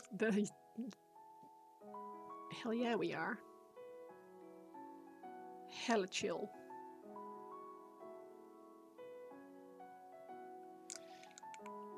But yeah, I feel like my obsessive behavior around songs can keep some artists in food for a while. Until I get tired of it and then it just disappears off my my top 10 and I don't listen to it for a long time.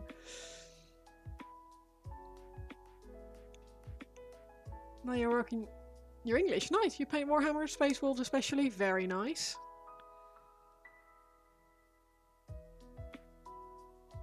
If you have an Instagram or something, feel free to share it. We can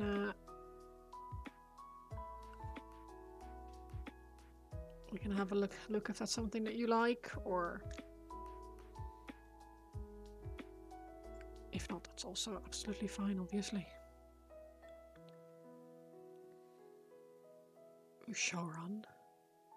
Oh, I haven't done that. Is it good? I've not touched that yet. I am very, very excited about the new Sylvaneth model. I can't wait for that to come out. According to our local hobby store owner, he says, once Games Workshop announce a model in like a showcase like that, it's usually 1 to 3 months before they're out in stores. So I am very excited. Also, that new knight is really, really cool. The middle ground between an armiger and a knight. Very fun.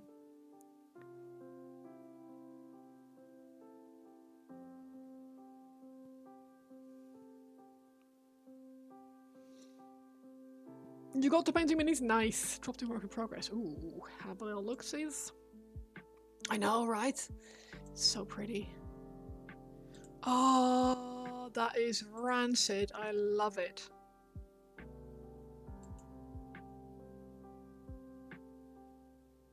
Yeah, you're gonna do that justice. It already looks freaking amazing. Johan with his batch painting 20 Hormagons. 2020 would not recommend.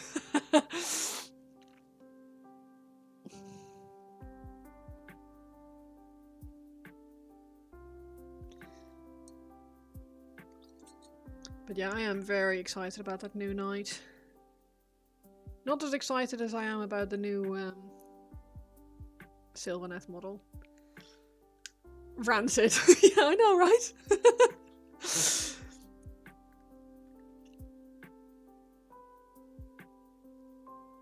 And it absolutely was a compliment.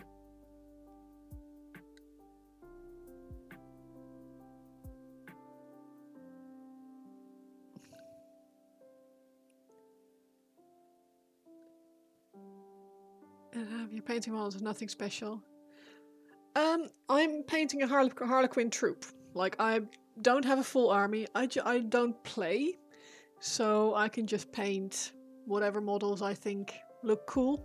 So at the moment, I'm on a Harlequin kick. You love undead models, yeah. You're really good undead skin anyway, so yeah, it's gonna look awesome. So this is the last one of the 6 that I have to get to paint. So I've done a pink one. My camera will focus on them. A pink one and a yellow one. And I've done a green one. And a purple one. And an orange one. So, yeah. I love them. I am having a really, really good time with all the stupid little diamonds. I find it really, really fun. I know that for some people this isn't a nightmare, but for me it's amazing. I love it.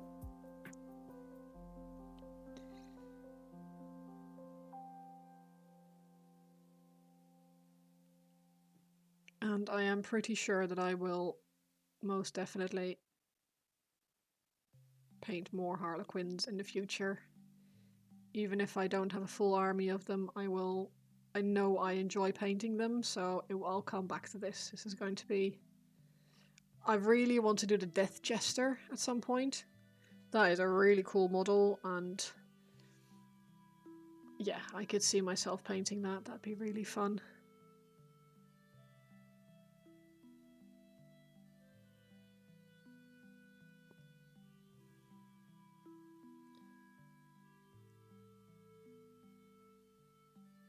Oh, you got ads. I will reply again. Are you back again now, or do you still have ads?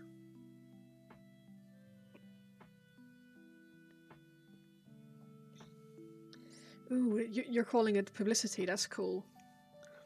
Makes me wonder what country you're from. Harlequins annoy you for some reason. That's fair. What about them? Any idea what about Harlequins annoys you?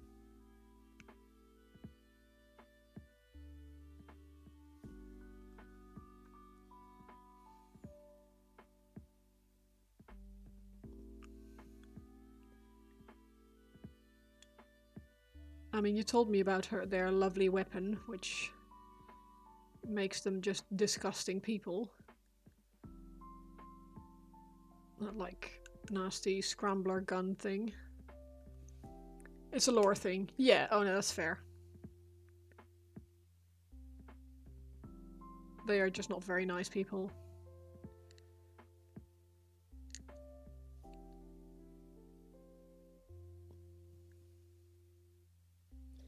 I don't disagree. They're fun to paint, though. It's an advantage to not worrying about. They're not people now. Xenos. Yeah, there's a definite advantage to not worrying about lore or whether or not something is good in an army or not. For France, your English is fine. It's it's better than my French. I am learning at the moment, but it's been a long time since I've done any French in school, so I've forgotten a lot, and Duolingo is not very good at teaching, unfortunately. Craftworld Eldar can call on an Exarch to be sacrificed and summon an avatar of the War God. The Inari can bring forth an avatar of the Death God. Why can't Harlequins bring forth an avatar? Yeah, that's a good question. Yeah, we used to have French in school. Or I used to have French in school for many years, and I used to be able to speak it. Not well, obviously, but good enough to, like, hold a conversation.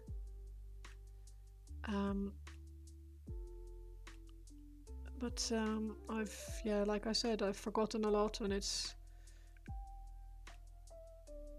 not an easy language. I mean, it's not a super difficult language, I suppose, but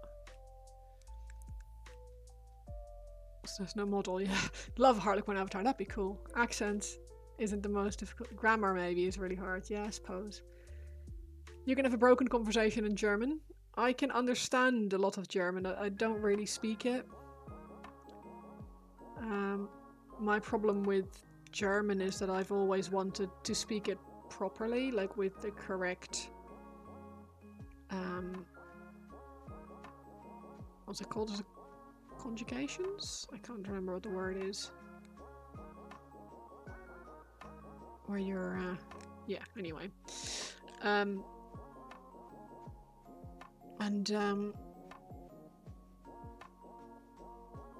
It just makes me angry when it's done poorly and still praised. Damn well should be, because I want a laughing god demon model. Yeah, that would be amazing, wouldn't it? I should pay someone to design it and have an STL and just print it. I might not be able to use it in a game, but it can paint it.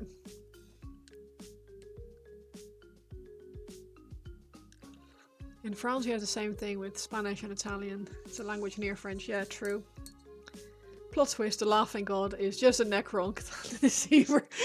That would be a plot twist. Are you not deceived?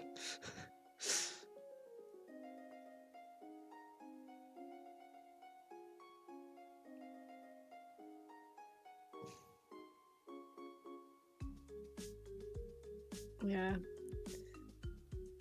I am from the Netherlands, Erinata, and I should be able to speak German. Technically. Because Dutch and German are very similar. But German has some grammatical rules that I really struggle with. So I don't. I can understand a lot of it. Especially when it's written down. When I can read German. But I find it very difficult to speak.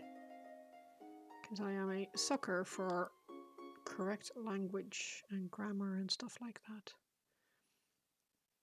And I don't like it when I can't do it properly.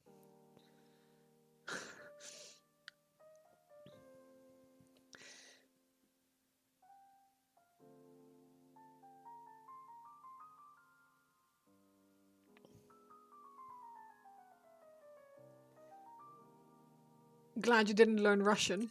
Why is that? I think Russian is really cool. The language is, anyway.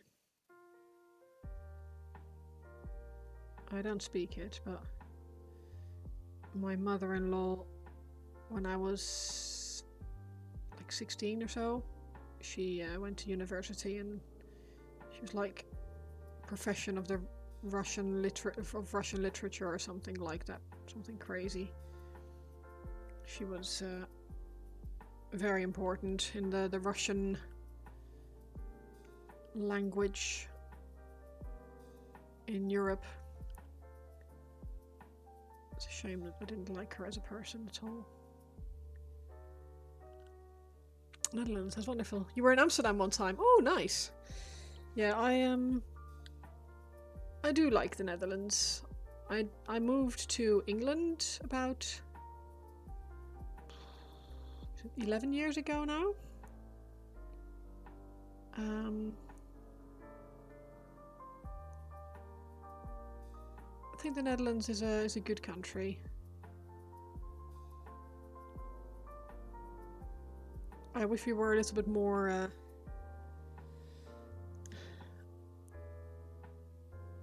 aggressive in our protests like the French. I quite like the French mentality towards protesting to create change.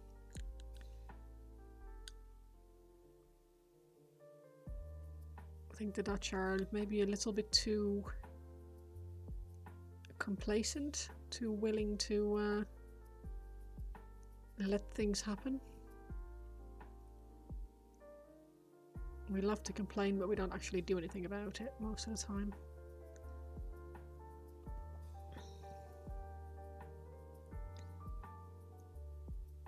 It's gonna have less and less use for it here.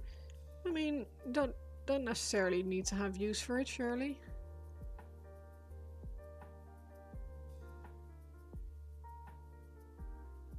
I don't think I'll be speaking a lot of French. Sometimes it's nice to just learn something. And if it interests you, then...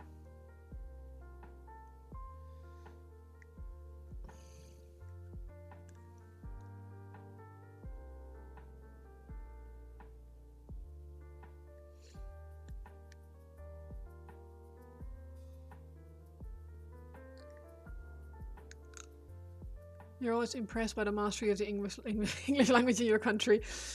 I think the problem is that we sort of have to. Aranata. Because the Netherlands is so small, and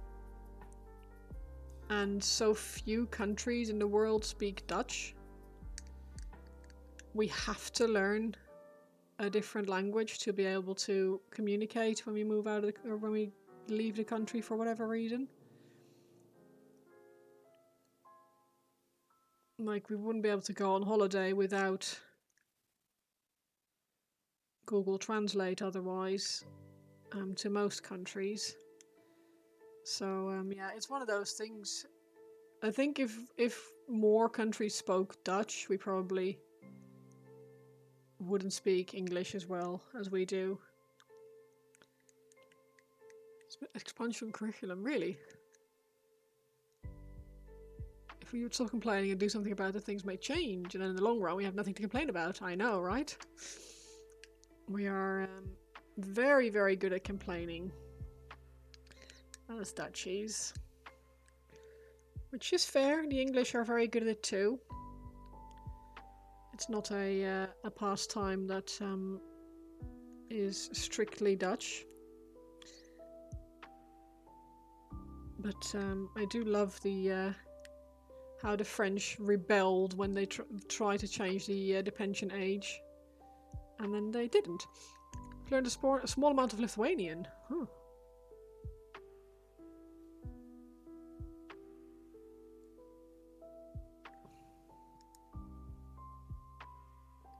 Any specific reason for that?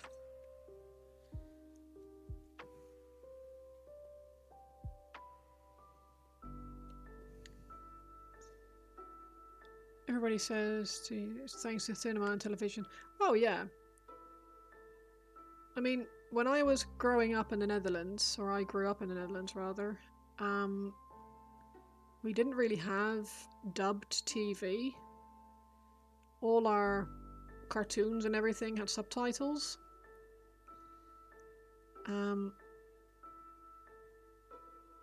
Which really, really helps when you're trying to learn a language, because you're hearing it the whole time and you've got direct translation there. So once you start to understand the language a little bit, you can follow along much easier with subtitles. I think all the cartoons now are being dubbed, or most of them anyway, and Dutch kids have really lost something in the process, because they're now having to really learn English rather than just slowly absorbing it while watching TV.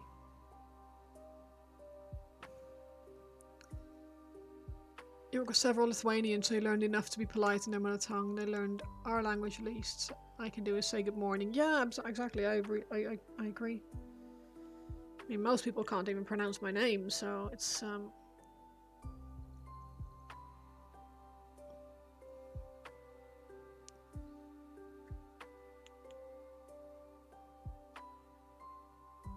I'm always surprised when someone manages to say it correctly.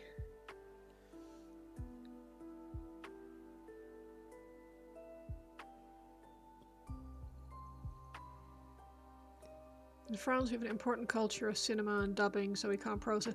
Yeah, exactly. Can't progress with the way. I've noticed that when I've been to France a few times, and all the TV was dubbed. Everything that I've watched anyway. So things that should have been English or German or whatever were in French instead, and it's really doesn't help when you're trying to learn a language. It really is easier if you can hear the language.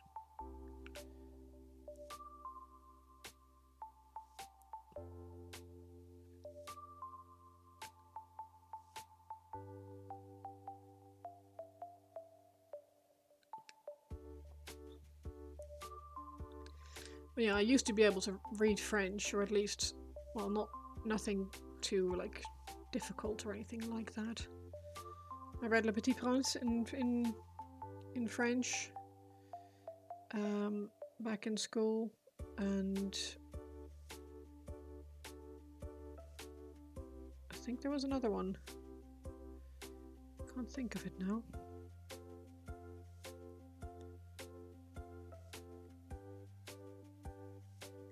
But I picked French in school over German. I preferred French.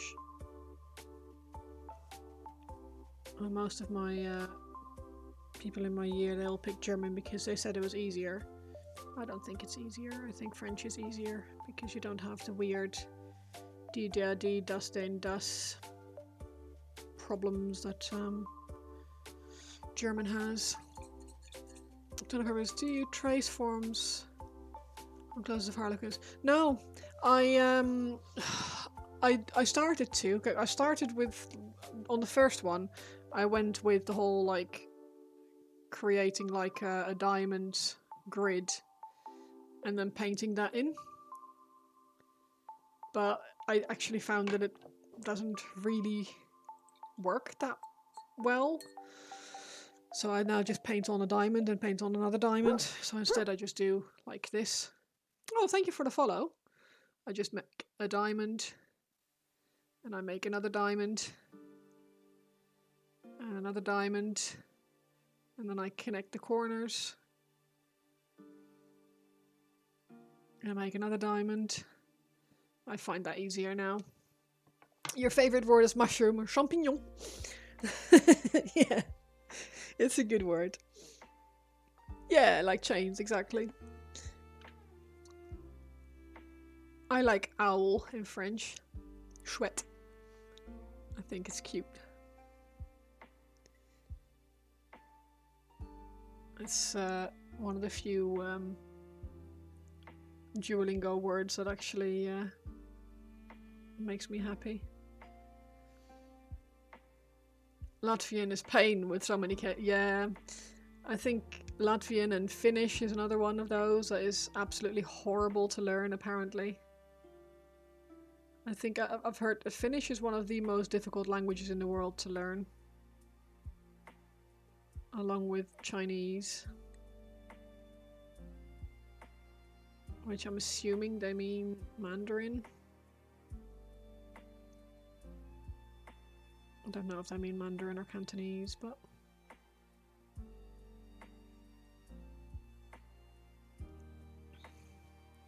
Yeah. I mean, to be fair, it's a good word, but it doesn't mean much to me in Dutch, because in Dutch, mushroom is champignon. We've stolen the French. It's just champignon instead of champignon. Your French teacher tried catching you out and listening. The word they tried to use. Oh, yeah. We had a very funny French teacher. My second teacher in school, who tried to teach us French, and she came to the conclusion that we should, to engage us, we should come up with a sentence ourselves that had at least a certain number of words in it that we didn't know. But she didn't give us any rules on that. So she made us look up words and then make a sentence with them, which is great in principle, but I think you guys all immediately probably sense the danger of telling some high school kids to go make a sentence with some words that they don't know yet. So we had Mandarin's great, just learning each symbol. Yeah, exactly. Yeah, telling a bunch of high school kids that they should make a sentence with some words that I don't know. We had the most disgusting sentences that you can think of.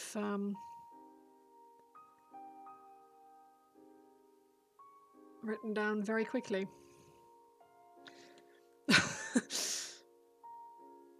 I shall not repeat them now, but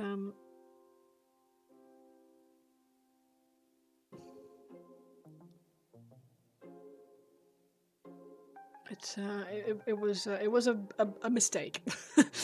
You were learning German, but it was too near to English and you always mistakes between the two. Like, yeah, that makes sense. There are quite a lot of similarities. German is still quite different, I think.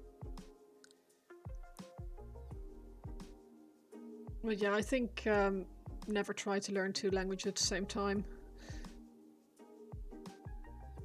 I tried to learn Latin through Duolingo at one point,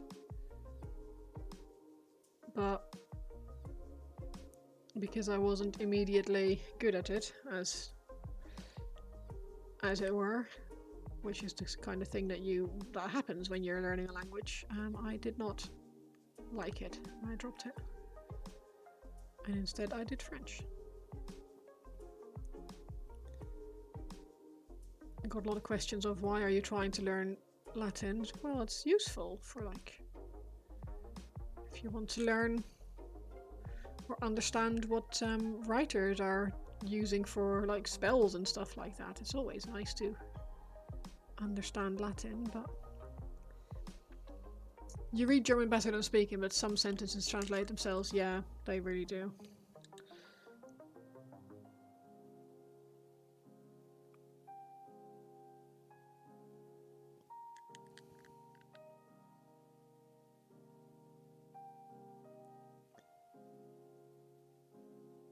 See, this is supposed to be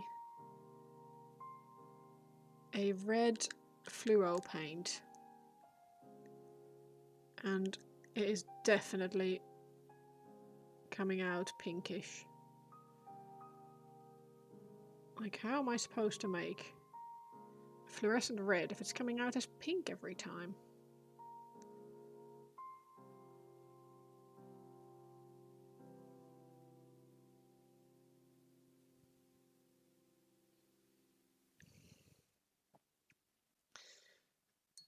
Gib mir fünf, mein Freund. Friend? Freund. You've turned the E and the U around. And you're missing the umlaut on the U. But yes.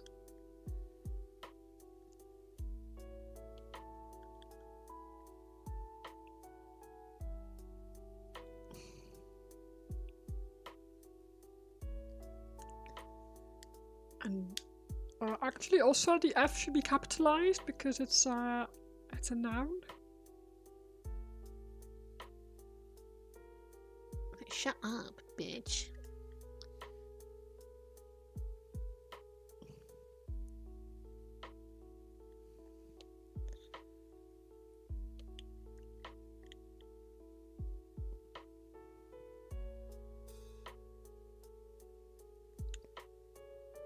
I do have an Instagram page. Yeah, it's it should be on my Twitch details, but it's Black Dog Gaming and Painting. Because for some reason Black Dog Painting was already taken when I started my Instagram.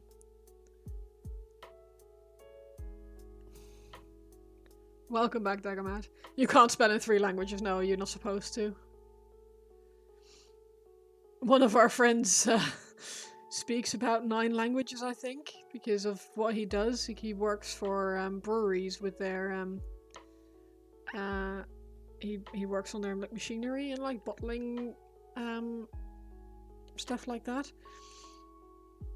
And yeah, he because he travels so much and has to speak to all these different nationalities, people from different nationalities, he's learned a lot of languages. But it's so funny to watch him write it, because he'll mix up about 4 different languages in one sentence. We can always work it out somehow, but yeah, he is very cute. He is adorable. He's a good boy. He is. He needs a brush. He's been out to play out in the park today, and he needs a bit of a brush and a clean, but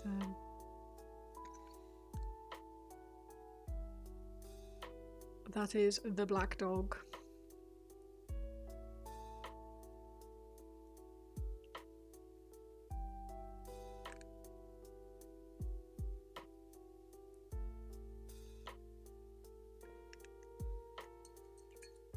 Yes, yeah, we're. I mean, we already had fish. I had an aquarium way back when I lived in the Netherlands.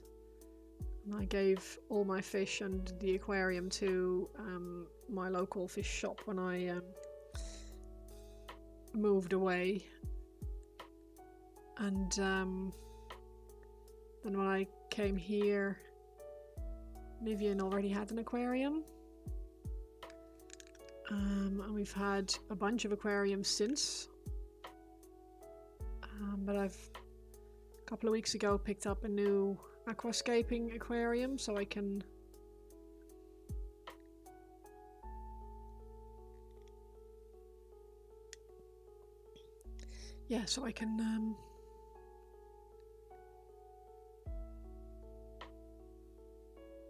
make a nice aquarium again. And yeah, it's been growing really well, so I'm getting some fish tomorrow to go in there, and then once they're settled I'll get some more fish, but I don't want to overload the tank straight away, so introducing a few fish now and then a few fish in a couple of weeks. Your space wolves are beautiful. How did you convert them? Dreadnought. So I've only done one space wolf, and that was a oh god, what are they called? They're 3D printed from Great Eyed Studios. They sell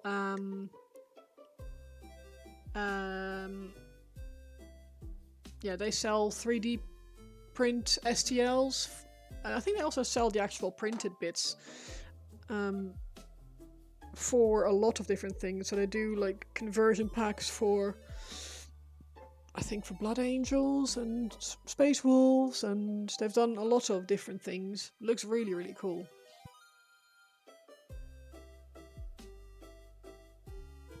Do I like normal goldfish or the really mutated ones? I don't really like goldfish.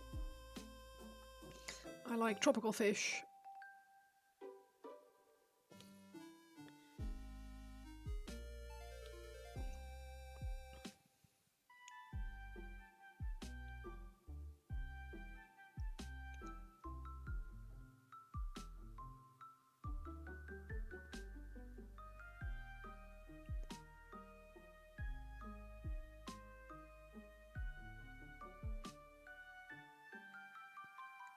And I like little shrimp. My shrimp are fun. I do like kois, but I don't have a garden big enough to have a full koi pond. Our garden is very small.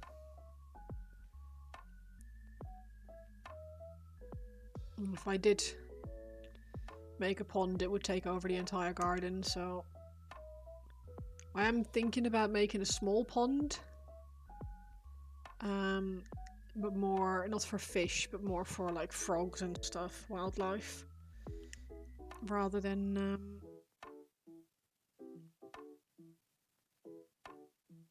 for fish.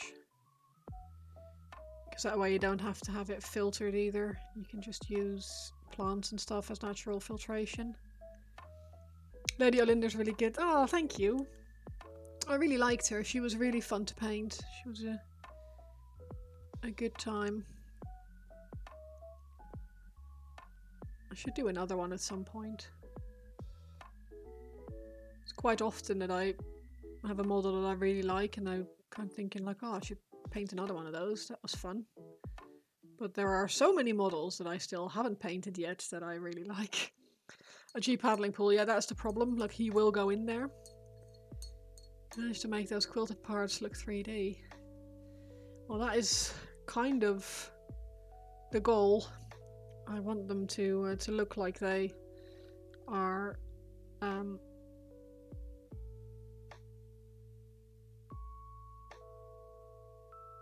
like they belong on the cloth.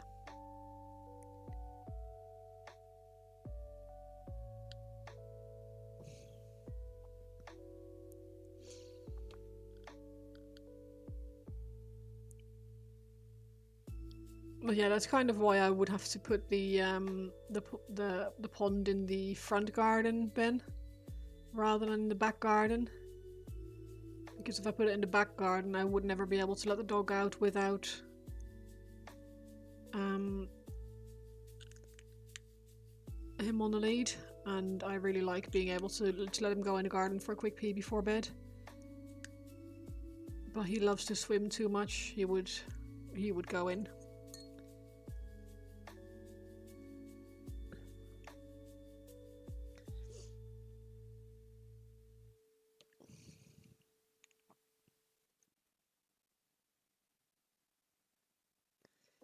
I wouldn't even be able to be angry with them.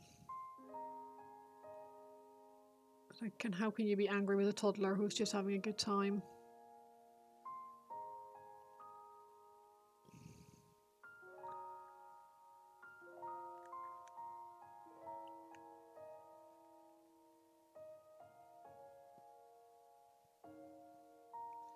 There's this trend going around on TikTok and Instagram of playing like a really hyper kiddie song. And then it's a dog just doing something really naughty, and the video is the caption is, "So how could I be angry when I know that this is the song playing inside my dog's head?"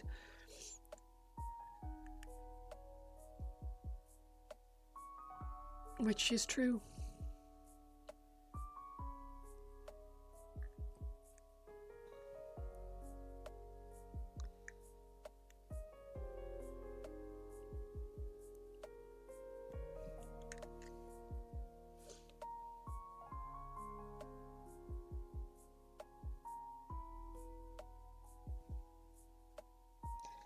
But I really like, I've been watching some like YouTube videos about gardening and converting a garden into like a wildlife. Almost like a sanctuary. It's not, obviously, but like having, say, like a... Is it bad that you chose to level on all before the main? No, not at all. You have weeks before you need to do anything, really. And I'm very tempted to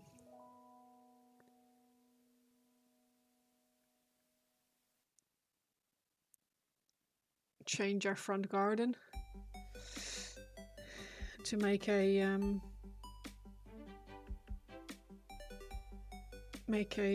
like a nice habitat for like bugs and bees and butterflies and stuff.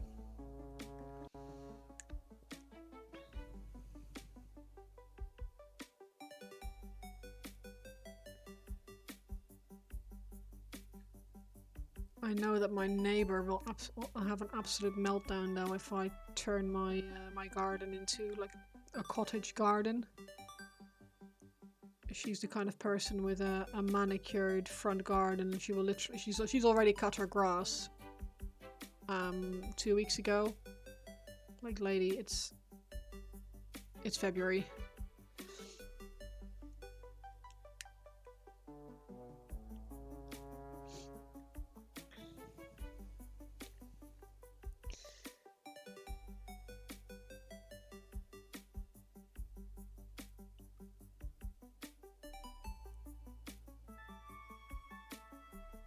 You both want and don't want a bigger yard. Yeah. It's the eternal conundrum for having a garden, I think. It's fantastic to have more space, but more space also means maintaining more. More upkeep. And all of that. So it's one of the reasons why I would want a more of a like a cottagey garden, because it would mean just larger plants and less stupid grass that needs to be cut and borders that need to be maintained.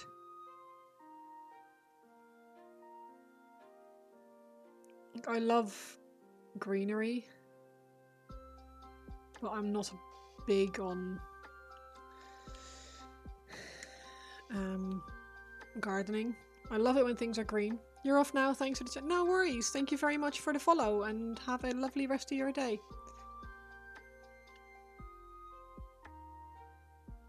Yeah, I would love to have a more nature-friendly garden. At the moment, my front garden is just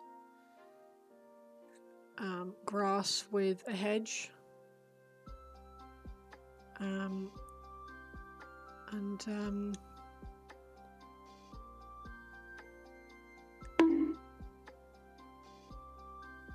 bonk. Oh god.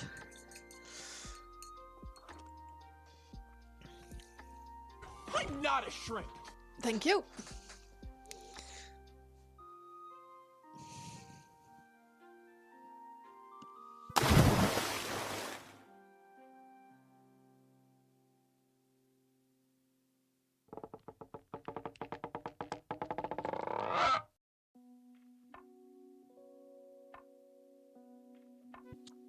That was a nice stretch. They're almost always nice, but that was like an on-point stretch.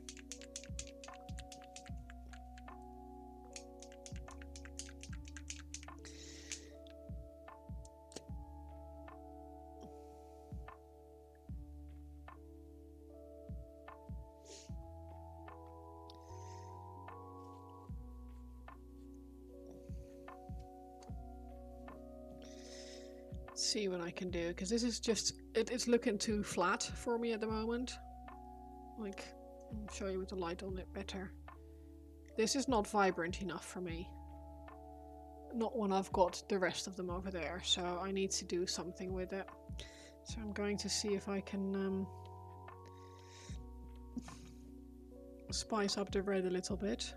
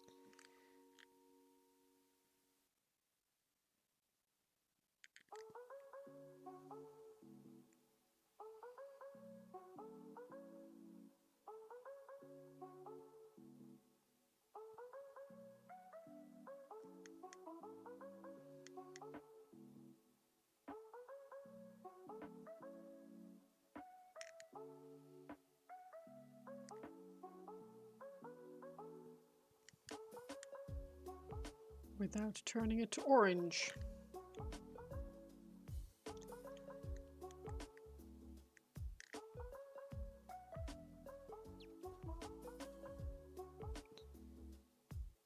Just bait Asheron's cloak. Gonna need some freehand. Yeah, I'm gonna need to do some freehand on this one as well. I've done the done it on 2 of the other ones already. But hello, camera.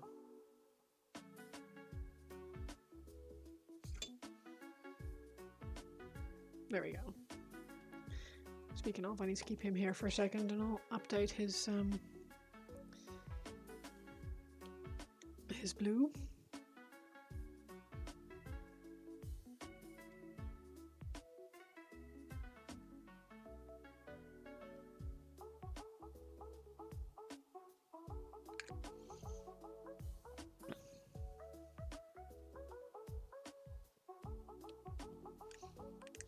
Is it a big surface? I mean, I guess it is. It's a very large model, so...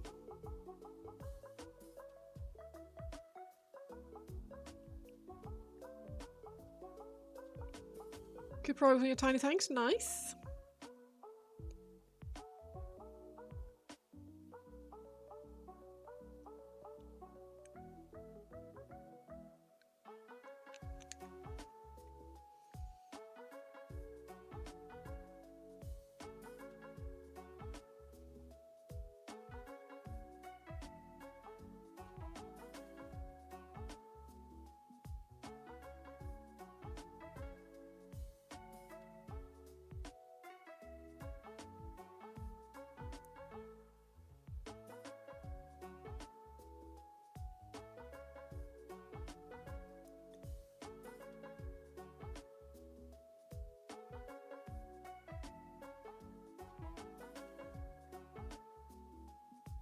Got the pin washing to do and the camera on hull. Nice. The biggest cloak you've worked on. Do you have a plan for the freehand? Do you know what it's going to be yet?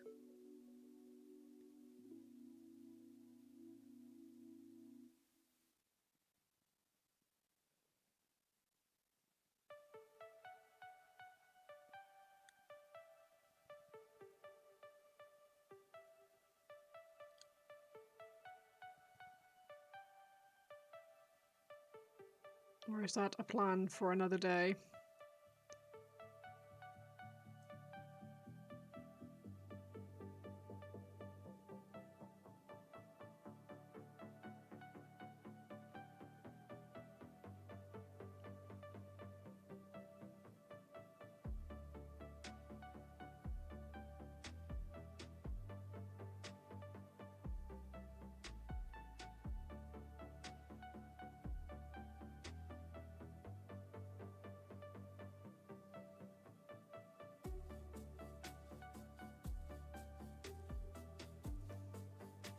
You're harvesting ideas.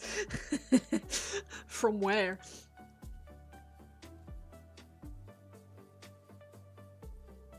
Like, are you thinking about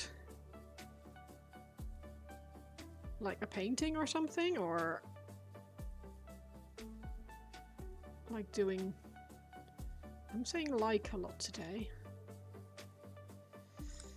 But yeah, you're planning on doing a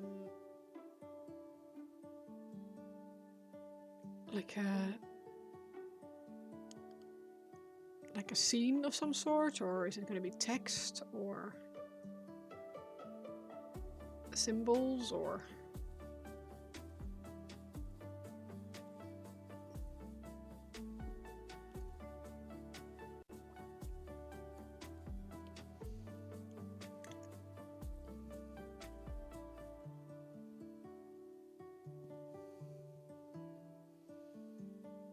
I'm looking forward to my night. I'm going to eventually, when I get to that, that's going to have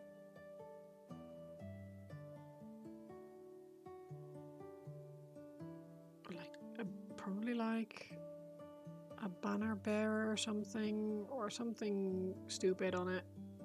Big freehandies on the shoulders. I'm not sure what exactly. I haven't fully decided what the paint scheme is going to be yet, so that will depend or make a difference when it comes to the actual painting of the thing.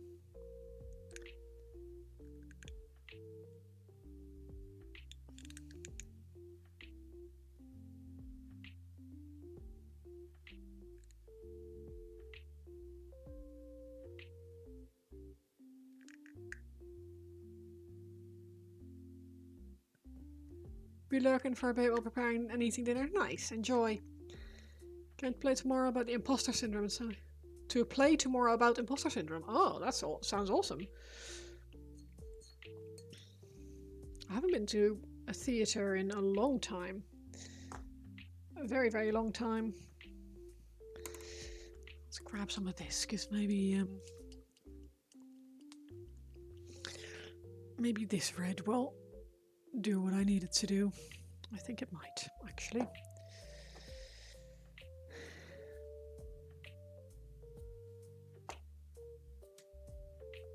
Scarlet blood.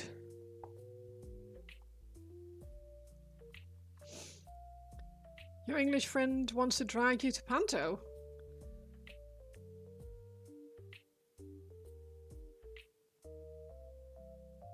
I still don't know exactly what Panto is.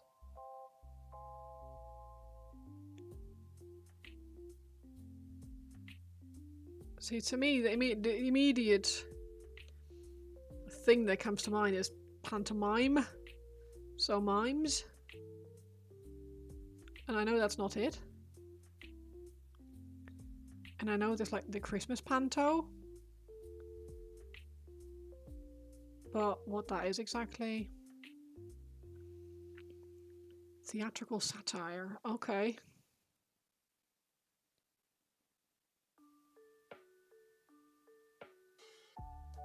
Well, is it like stand-up or? But then with in like a theater show, so comedy or satire, comedy or something. He's behind you.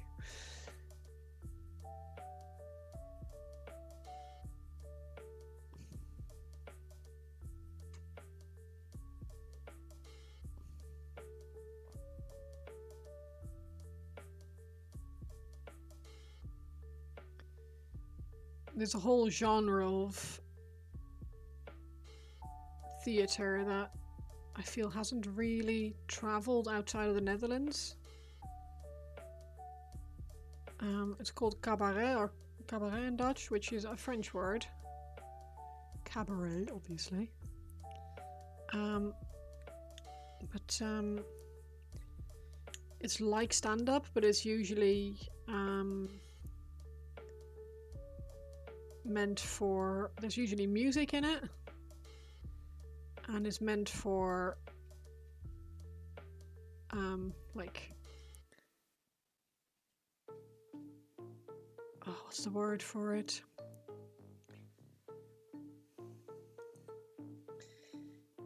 It's to hold like a magnifying glass to society and point out all the glaring imperfections in usually a funny way.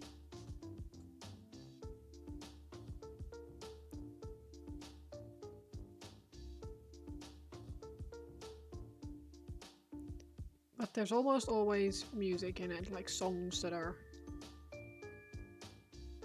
funny or thought-provoking in some way.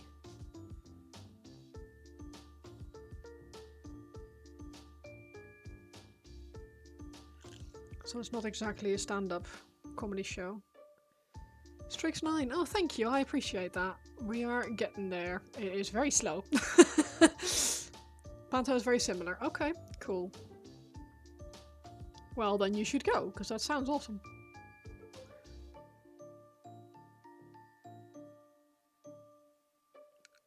And welcome to the stream, Strix. I appreciate it. Thank you for dropping by. Are you a Warhammer player, or painter, or hobbyist? Or do you like other miniatures, or not a miniature painter at all, which is also entirely possible? Fairy Tale provides a basic structure for the show. Okay.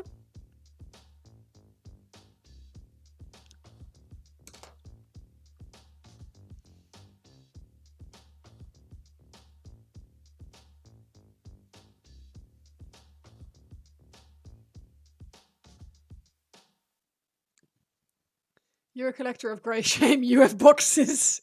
I have boxes too. My boxes are there.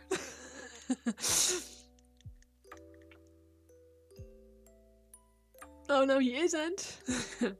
Yeah, it's not a pile of shame. It's a pile of opportunity or a pile of potential. Strix. We don't shame here. We enjoy the options that we have. Only recently started getting into painting. You painted up a kill team of Raveners. Oh, nice. Turn my heating back off.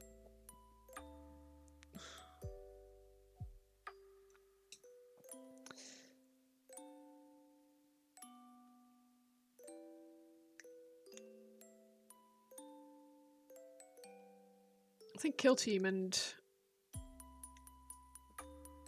game formats like that are so good for getting into the hobby.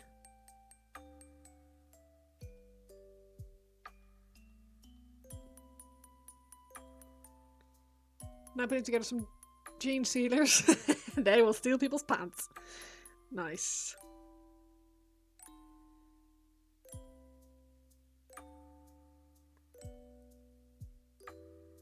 But I'm not wearing any jeans. Well, little Timmy.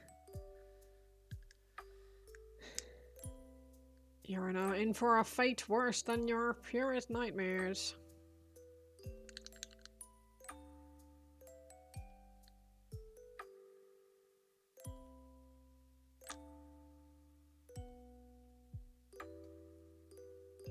Right, remind me, going forward, whenever I want to paint something bright red, which is quite often, do not bother with any other colours other than Scarlet Red or Scarlet Blood from Vallejo. All the others are just washed out, dull nonsense in comparison. If you can ask, how do you keep your brush tips so nice? All your looks like they have exploded. Right. That's multiple. I can answer that in multiple ways. Combination of buying good brushes. Where do you get your brushes from? Ow. Scratched my elbow really hard and actually hurt myself. Yeah, where do you get your brushes from is a good question to ask. Do you have synthetic brushes or are you using hair brushes? And what do you do to clean them? A couple of the Games Workshop ones and a couple of the Army Painter ones. Okay, so I think they are all synthetic brushes. And whilst I have no issue with synthetic brushes. I have a couple of really good synthetic brushes myself, but they don't hold their tip as nicely as hair brushes if you look after them in the way they should be looked after. I have to admit that I'm a little bit of a lazy sod when it comes to cleaning my brushes. I really should be more careful, which is probably one of the reasons why I don't buy really expensive brushes. But pick up some of the soap. Okay, yeah. So I think for brushes, let's have a little look. Yeah, so this brush is buggered, unfortunately. I don't know what I did with this, but it's really rock hard. I need to really... Right, okay, so this is a brush that is a different brand. This is a mix of synthetic and hair. And you can see that I've not been very good with it. The tip is... The hairs here are like... It's as if they've got split ends.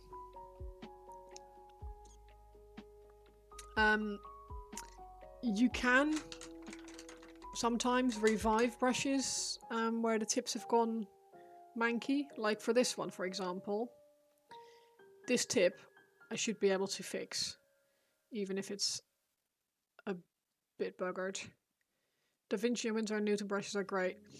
They are artist brushes rather than miniature painting brushes, so they are good, but you pay a lot. Yeah, so you can fix it. I think one of the main problems that happens with brushes is that the paint gets up too high into the bristles. Like when you put paint on your brush, you should never have paint higher up than like 2/3 of the hair.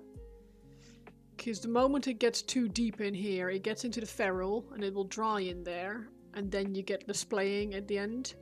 And it's very difficult to get paint out from in there once it's in there. You can see that for this one, I did get paint in there.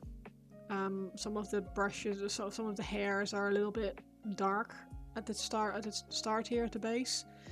And this brush has definitely seen better days.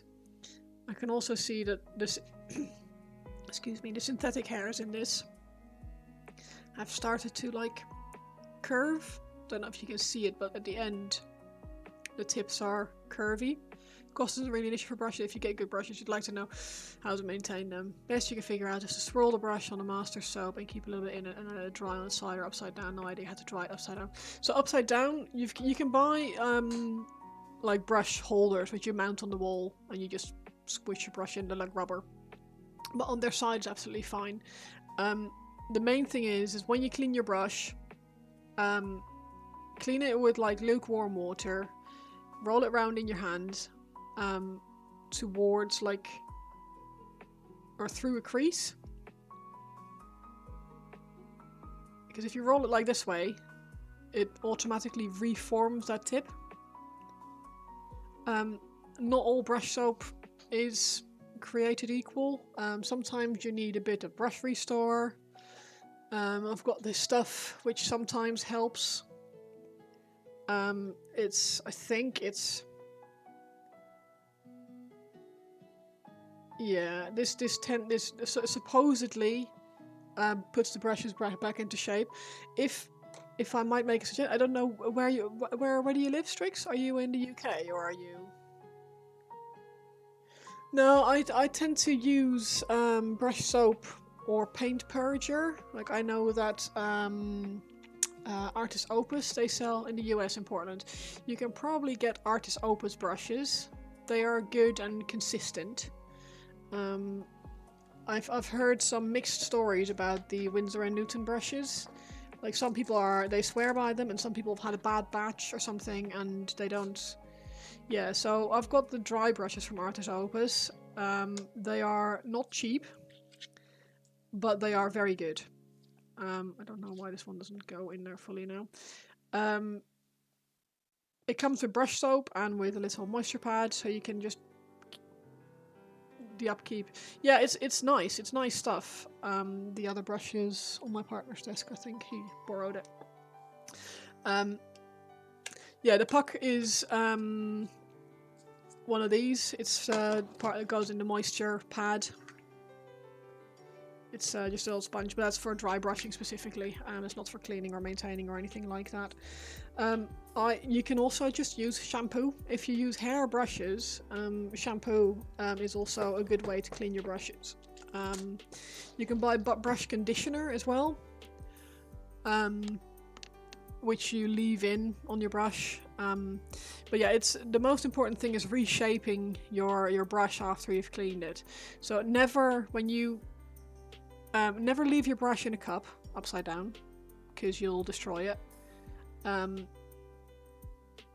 This is I'm not putting this brush in there because this is dirty water, but cleaning it only along the side by like rubbing your brush around the side. You can see that because it's a bit damp, it's now going to go, oh no. So extra water in there and reshape by pulling it through the crease in your finger by a slight twisting motion. Also, licking. Yeah, that's the main problem. Never ever ever put your brushes in a cup upside down. That will kill your brushes faster than anything else. So don't leave your brushes in a cup, because you'll bend the hairs. Also, certain paints are not very. You sit look up, have these grooves on the side. Yes, that's what they're for. Yeah, that's what they're for. I've got one of those as well somewhere. I like those. They're good. I use my hands for. Oh, thank you for the follow. I use my hands to reshape, and my mouth. I'll lick the brush into shape. Usually, that's normally when you see people licking their brush. That's usually what they're doing. They're reshaping, making sure all the hairs are all nice and tippy. It can be difficult to fountain of knowledge. I try. You lay your brushes back down like the fine ladies they are. Yeah, me too. I mean, once they're dry, I store them like this. They're in a tray. But if they're still wet, they're just on the desk and they just stay there. Discussion you hear from almost all forms of art. Is it better for a beginner to buy cheap stuff in case they don't stick with it, or is it better for a new artist to buy the good stuff? Both, because it creates more of a commitment. Me personally, I would say buy something that's good enough that it's not going to hinder you. As much as we all like to say, like, oh, a bad artist blames his tools, etc. If you've got shit brushes, painting is not fun. And chances of you sticking with the painting hobby when the painting is a slog because your brushes are not helping, no. At the moment I'm using orange brushes. I know White Wolf is a big fan. They are really, really good. They're hair.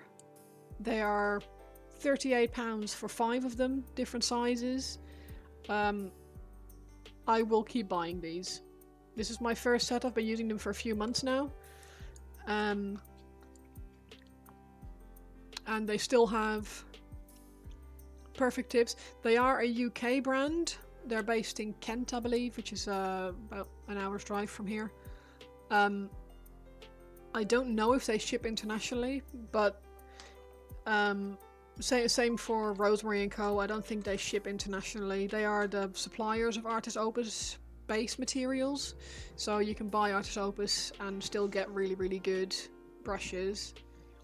Fan of The Witcher, you will trust anyone with an... Well, so White Wolf is to be trusted. He knows his shit, so yeah. He also highly recommends these, and I very much do as well. They're great, but like I said, I don't know if you can get them in the States. I don't know if they ship out of the country. Your orange brushes are 5 months old now, and they're still spot on, I imagine. Yeah, I'm having really good success with them. I'm a big fan.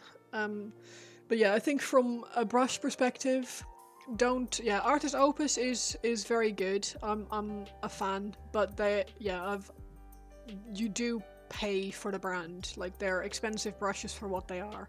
You can probably get more better brushes between quotation marks for a similar price range, because you then don't have to pay for the label.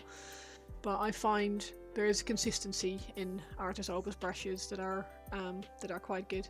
You're trying different paints. You're using mostly Citadel paint right now. Very consistent. Again, they're good paints. The pots are rubbish, but the paints are really good. I'm a big fan of Army Painter as well. I really like Pro Acryl as well, and Vallejo. I've got shitloads of different paints, to be honest. I like whatever whatever has the right colors that I want to use at that time. But yeah, it's I think the main takeaway for brush protection is not leaving them upside down in your cup. That is going to make all the difference. Like, rinse it out, put it down on the side. Never leave them upside down in your cup. Don't let people tell you Citadel are bad paints. Some people say that they're white, so yeah, don't buy white Citadel paints. Buy the Pro Acryl Bold Titanium White if you want a good white. Get that one. This range, the Pro Acryl bottles, but Bold Titanium White, is arguably the best white paint. They are amazing. Citadel, they are good colours. Like what White Wolf is saying, don't let people tell you they're not good paints. They're very consistent, they have a great range, lots of different options, they cover well, they're a great paint to have, and you notice how thin the Citadel White is. Yeah, it just doesn't do what it should do, really. The Corax White is specifically bad for coverage. It's very yeah, I'm not a fan. Oh, this is yours. Do you want it? Saying hi to my dog. Woo! Drop your snack. What's the other one? Careful, I'm gonna roll my chair, but yeah. So Corax White is problematic. Oh, White Scar is the other one. But yeah, Bold Titanium White. If you ever want to get a good white, buy the Pro Acryl Bold Titanium White. That's I'm a big fan of that one. And for a good bright red, I was just saying earlier, this one. Scarlet Blood from Vallejo. Just got back from getting coffee. Brought your dog with. He got a pup cup. Oh, nice. Spoiled chunky pitbull. My dog loves a pup cup. When we go for a long walk in the forest nearby, there's usually one of these coffee stands, and they do pup cups as well, and he just goes absolutely bonkers for them. You're moving stuff around, getting ready for your move back into a hobby room at the end of March. Nice. Yeah, that's very red, and it's like I've been sitting here struggling to try and get this red on this thing vibrant enough that I'm happy with it, and I've just grabbed this Scarlet Blood red, and it's doing exactly what I needed to do. So, Valley Joe, yes, Valley Joe. Yeah, I really like Vallejo paint, but I also really like Army Painter, and I like Citadel paint, and I really like Pro Acryl. I quite like Atom paints as well, but they do some weird stuff. They don't really like being on a wet palette. So that's the only gripe I have with that.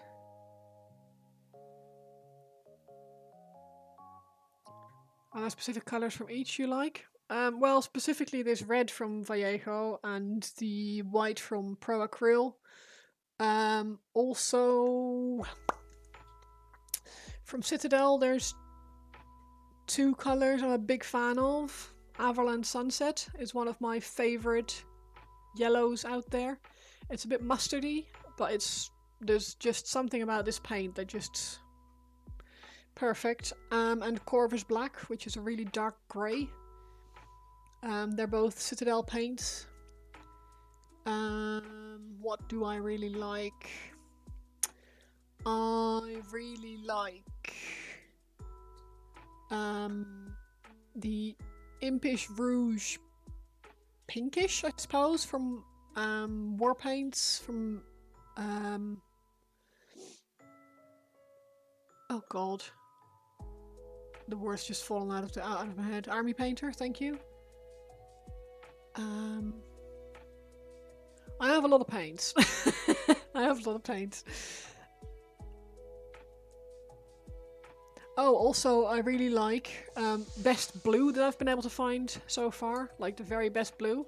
Grimm! Professor Grimm, how are you doing? Best blue is the Atom Range blue. It's just called blue. It's just blue. And it comes out like an absolute dream. You can airbrush with it, you can paint with it. Let me just quickly grab one of the model that shows you. Have you used contrast paint? I have, yes. Oh yeah, if you base in black, then that's pointless. Yeah, you need at least a heavy zenithal. I really like contrast paints. I also like to use them as a wash. You thin them down and use them as a shade. Picked up an airbrush last week, haven't used it yet. Super excited to learn. Yeah, it's a process. Airbrushing is a process. I need to learn more. I've not used it much, but I really do like it a lot. It gets some crazy nice, like blends with an airbrush are just so nice. But my partner has done some Tau for one of the guys who was in chat earlier. I don't know if he's still about, but for Grathax. It is intimidating, but it also isn't. Just bear in mind that you can't you can't really break an airbrush. Hi buddy. My dog wants cuddles. Friendly, come sit. You come with me? Up, up, up. Up, up. You can do it. Good boy. Right. That's the black dog. For airbrushing, don't be afraid of it. Just try it out, test it. We're looking at Tau for airbrush, but you picked up some really big tyrannies. Yes. Haven't tried learning. Like, hi puppy, hi George. People say hi to you. Hi buddy. Yeah. Oh, I know. Thank you, Snuggies. Oh, you're still here. Yeah, your Tau. I was just saying that the blue that Nivian put on your Tau is just so good. My favorite blue ever. Not that I know what I've done with it now. I've put it back. Okay. Got a Bio Titan on the way. Yes, larger models are really good for airbrushing. You can get these volumetric highlights on there that just make it look really, really nice. You're very muddy, buddy. Did you have a good time in the park? You're crusty muddy. Worst you can do with an airbrush is ruin a 40 quid model, and even that can be salvaged, right?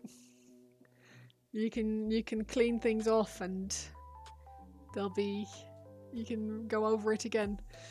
The thing I would say for using an airbrush, if you've got more paint in your cup than what you need, don't try and spray it out. Tip it out and rinse it out with some cleaner or some, well, I shouldn't say this, some IPA, some isopropyl. It's not very good for your rubbers, but it's And put a few drops of like airbrush flow improver in the cup. If you put it down for a bit and you're going to do something else, if you're going to pick it back up afterwards, if you put a few drops in there, that just keeps the needle and everything moist, so that if there is a little bit of paint in there, if you haven't done a full clean, it won't give you a block. Don't clog your tip, exactly. And it's easy to get a clog if you spray too dry paint through it. Like if you've got a tiny bit of paint left in the cup and you try and spray that out, chances of there being impurities in that last bit in the cup are quite high. So tip out residue, rinse it out quickly, and then put a few drops of thinner in the cup while you're looking at your other paints or whatever it is you want to do with it, because that makes it don't clog your tip. Yeah, it's my dog is absolutely hanging off me at the moment. If I moved my arm, he'd be on the ground. This is a leg, a front paw, and I'm rubbing a chest. George? George? What are you doing? What are you doing? I need to give you brushes, my guy. You have some mats here. You have some mats here. I've got a scissor. I might actually cut this out while you're upside down. Ha ha ha. Ha ha ha ha.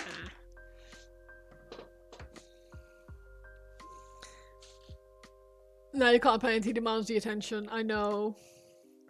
He's a good boy. He's very good, but he's a bit of a... He's very fluffy, and he does not like to get brushed. So, especially between his legs and stuff, the very sensitive parts of his body, he is not a fan. So I try and keep them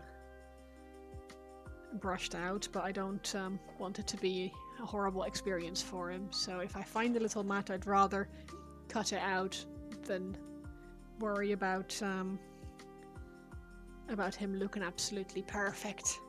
He's not a show dog. He's a dog who gets to go play and be a dog in the forests. Right, bud? Yeah? You're a good boy. You're a good boy. But you need to get off now. Can I want to go paint. Thank you. But we have a little mat that is no more. And I didn't need to have an absolute fight with him to try and clean. He is a German Spitz. So if you think of a Pomeranian, that but twice as big, basically. It's they bred Pomeranians from German Spitzes, I believe. And he's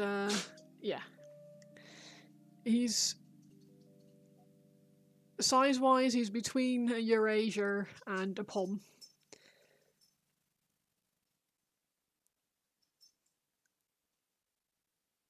And yeah, he's a good boy. He's a little bit hyper sometimes, and I know I've messed up in certain areas of his education.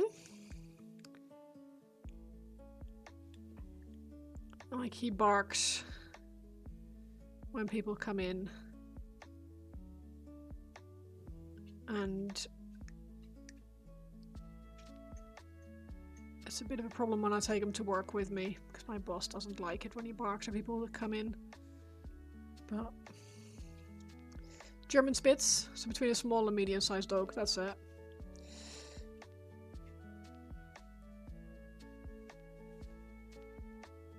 He's about the size of a small cockapoo.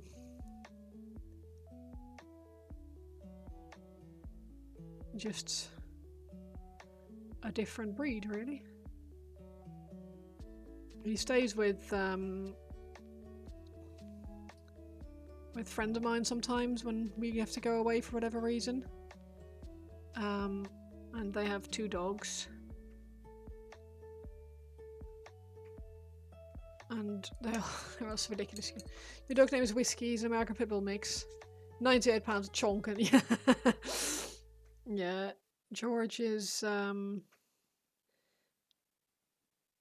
kilos of scatty, of fluff and bounce. Let's see if I can find a picture that I was sent around. Yeah, here we go. He was staying with my friends when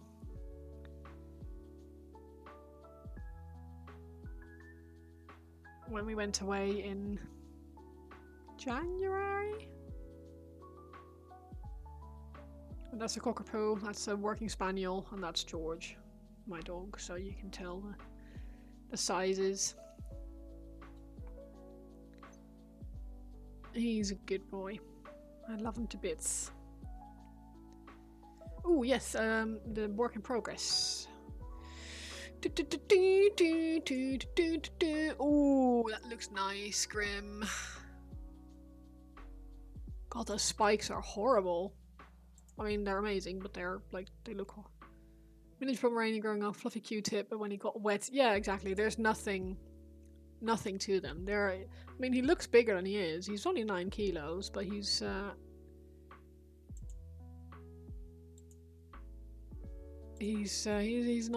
very big.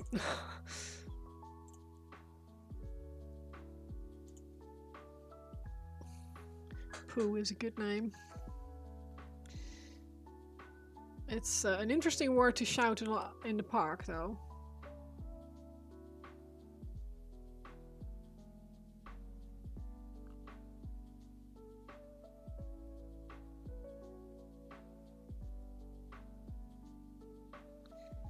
It is the hair, yeah. It's just he goes swimming sometimes. There's like you can book time in a like a special dog swimming pond in this area. And you can book like a time slot. And you can go with friends, and there's a hose there and like a clean pond, and it has a dock on it so the dogs can dock dive, and it's really, really fun. But he looks like an absolute rat. He was a special dog. He humped anything small on him by the time you met him. He was old, yeah.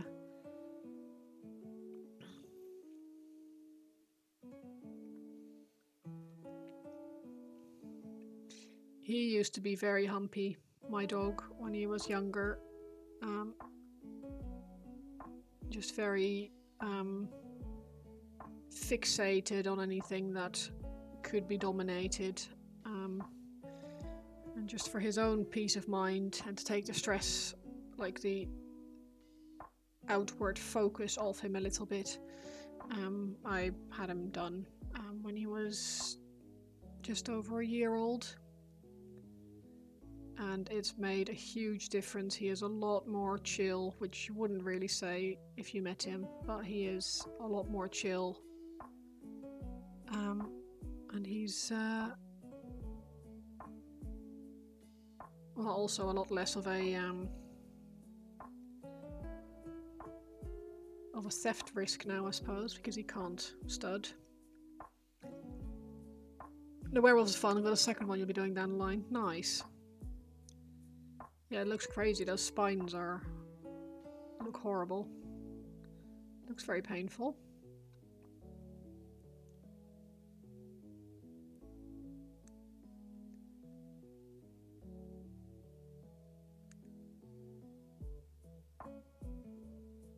Yeah, if you type !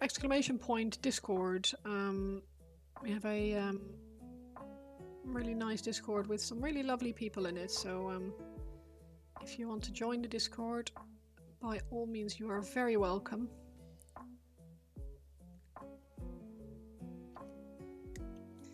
And it's in the Works in Progress channel. We have painters of all variety on the Discord, people who only paint to get things on the table, people who get really, like me, really anal about all the tiny details, and everything in between. So lots of variety and lots of And everyone is really chill, and you can always ask questions there as well. So if you have questions about paints or brushes or anything like that, or your airbrush if you start using that, you can ask them there. We're only a small community, but like Seabiscuit.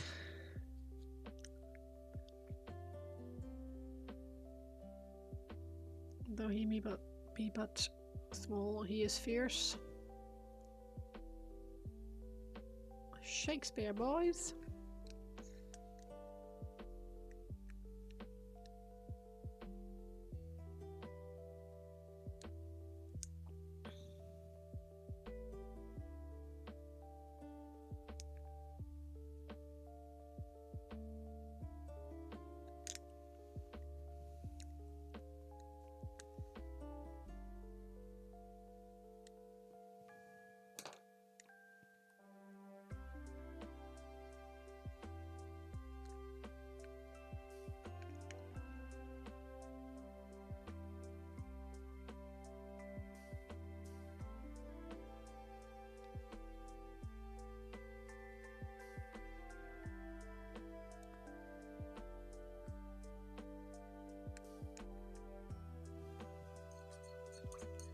War machine for the faction circle of Ouroboros. The whole thing is druids, golems, different beasts, and barbarian savages. That sounds awesome.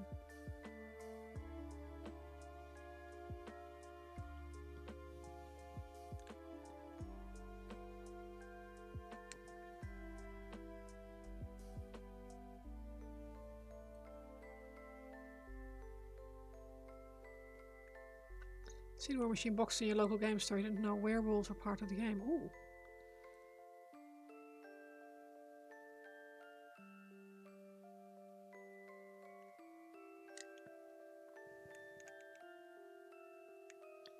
Dangerous finding a new game system.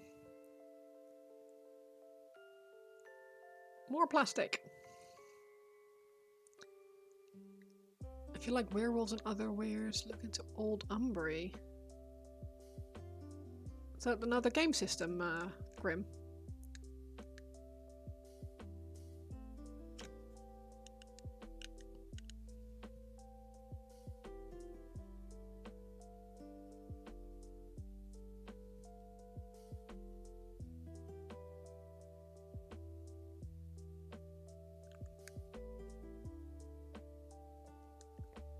War Machine faction. Ah, okay.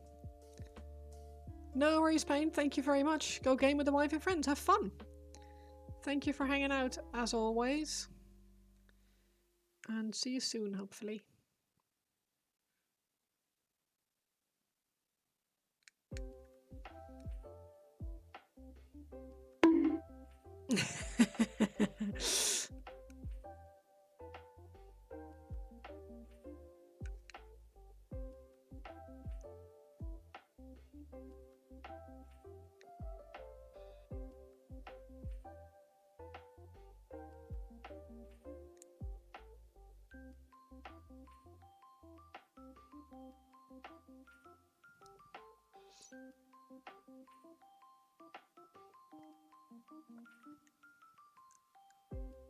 Russian battle druids. That sounds really cool.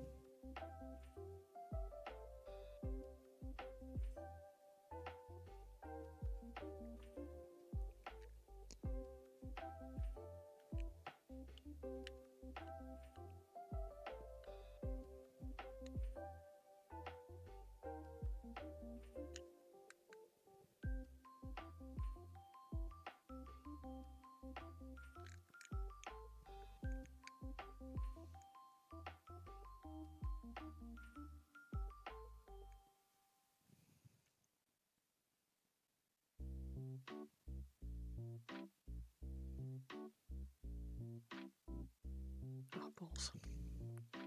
Druids are one of your favourite archetypes, playing one in D&D. Oh, nice.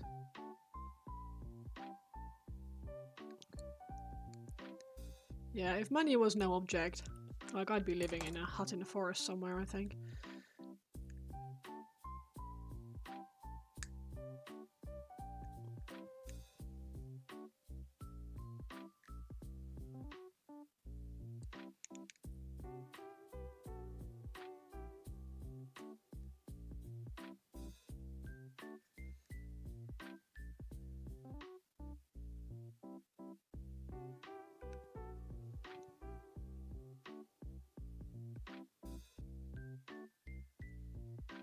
Become a professional forest witch. Yeah, exactly.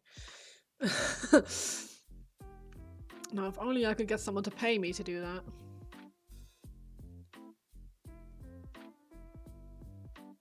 Like, those people who hire people to be garden gnomes for them.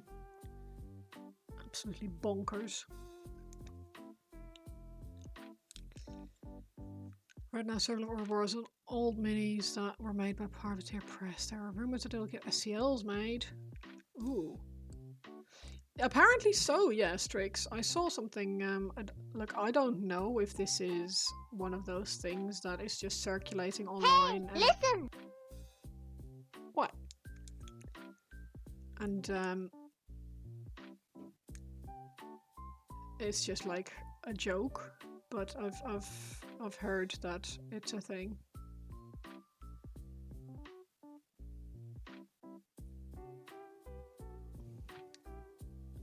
It is Saturday. I know, right, Navi?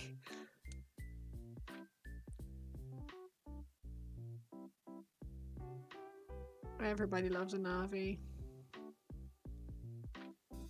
Everybody.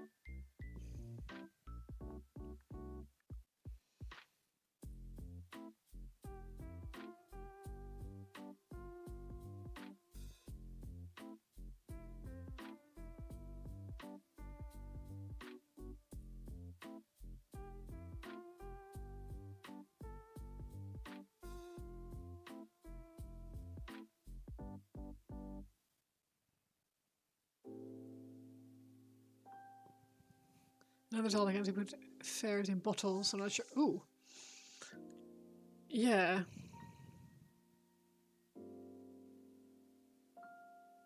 I mean, if a fairy kept screaming at me, hey listen, all the time, I would probably start putting them in bottles too.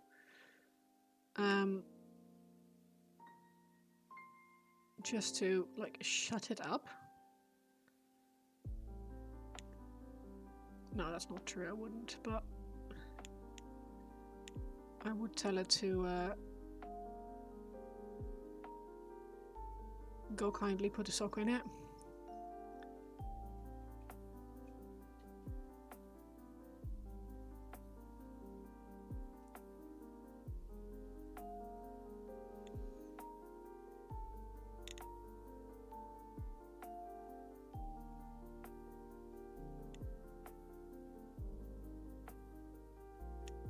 Was a team playing Ocarina of Time for sure. I tried to shoot Navi with a slingshot, yeah. Steam Forged Games bought the IP because press was going under. Oh, that's a shame.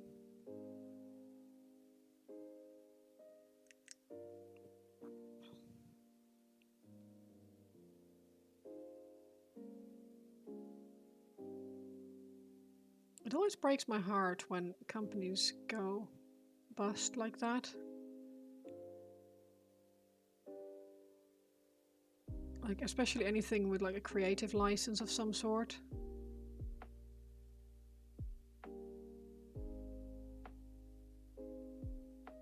Very sad.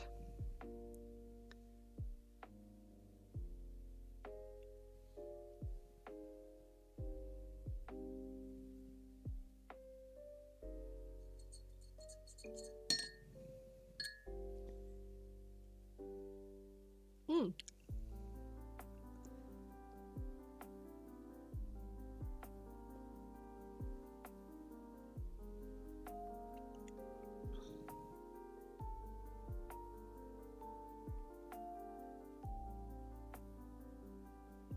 It's very helpful if they have STLs that you can print your own.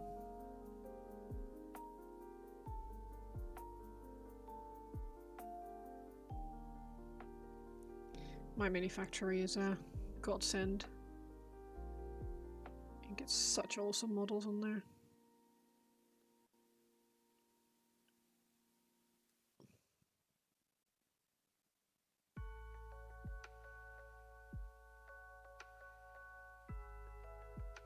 $17th doing a huge campaign is going to be STLs for 3 armies. Awesome. But I also started working 18 months ago. How long have you been painting? Painting miniatures 18 months ago.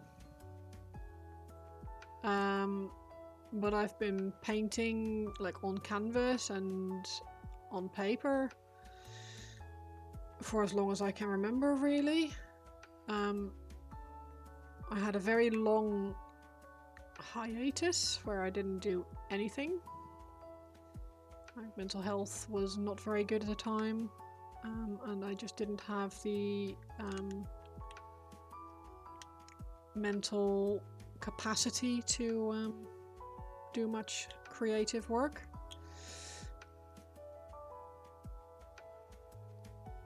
But it does translate. Like if you are like a nail artist, or if you're a painter of normal, between quotation marks, paintings, like knowing how to work with a paintbrush and to manipulate paints, a little bit of color theory and stuff, it comes across.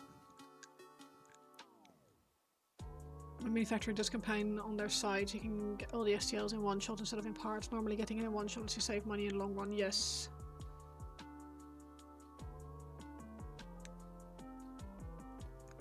I haven't bought anything on my manufacturer in a long time because I have such a backlog of stuff that I still want to paint, and I haven't really looked at other things, but it's pretty amazing.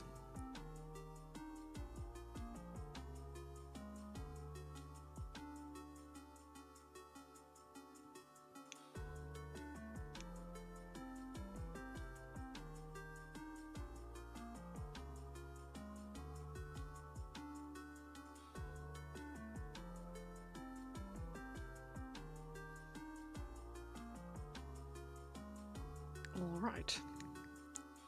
Now,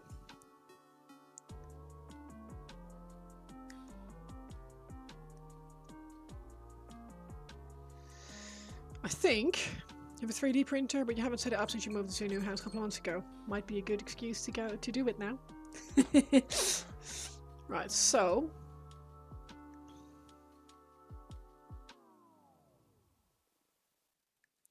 let's add a little bit of the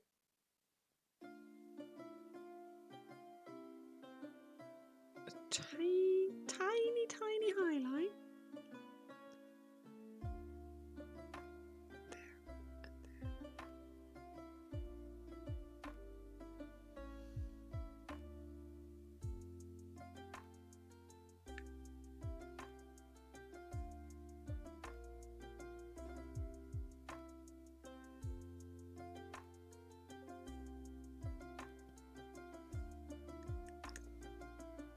I'm nearly there with the checkers, and for once I've actually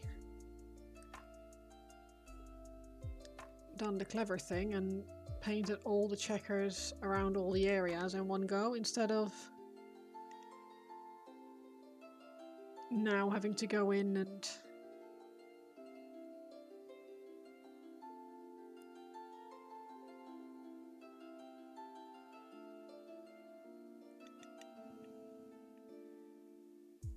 like going to do the leg or something. Previously I painted... Oh, I just did the cloak first and then I would go in later for the other arm, or... But this is... I feel like this is quicker.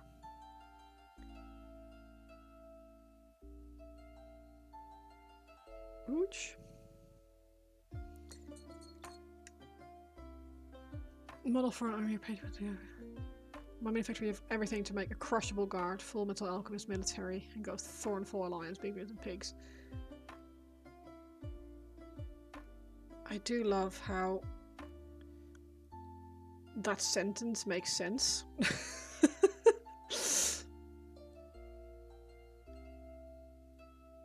It has no right to make sense, and yet it does.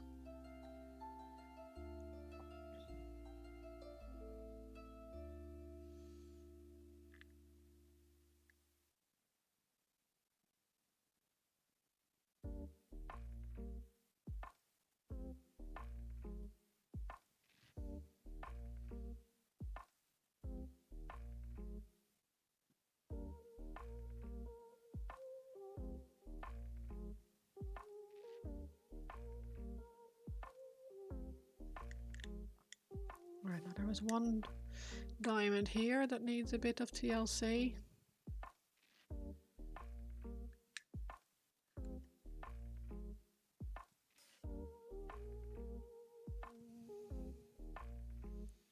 And then I think, like for now,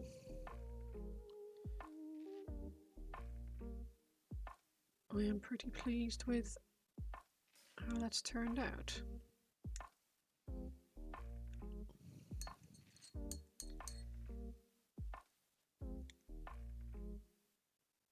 She said while she found another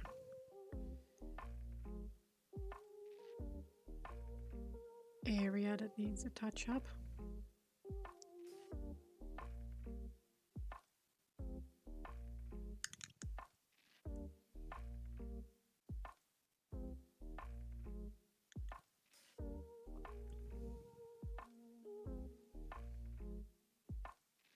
We have everything for Infernals, Doom Demons, Grimkin, Brother Grimm's Fairy Tales, and Crisis. Jeez.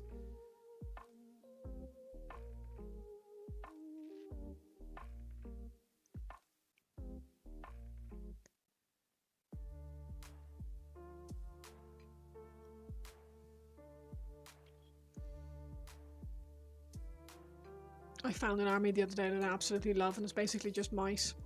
Did I freehand all each of these diamonds? Yes. Yes, they don't come pre-sculpted, unfortunately. You have to manually paint them on. And I've done 6 of them so far. So I've got this pink one. And the yellow one. Camera, thank you. And a purple one and an orange one.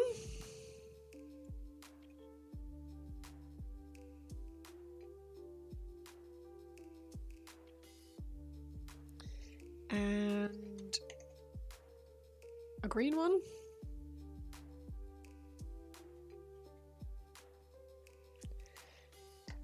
And now I'm working on a red one. But yeah, like I was saying, red isn't super vibrant. All of the colours, indeed. Yeah, but it's honestly, it's so much fun, and I'm having such a good time with it. I really love the best Harlequins you've ever seen. The colour, oh bless you, that's really kind.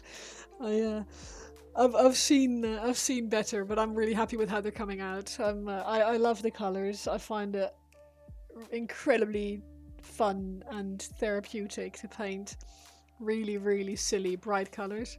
Colours make you think Power Rangers and Batman villains, exactly. Like 90s pop culture.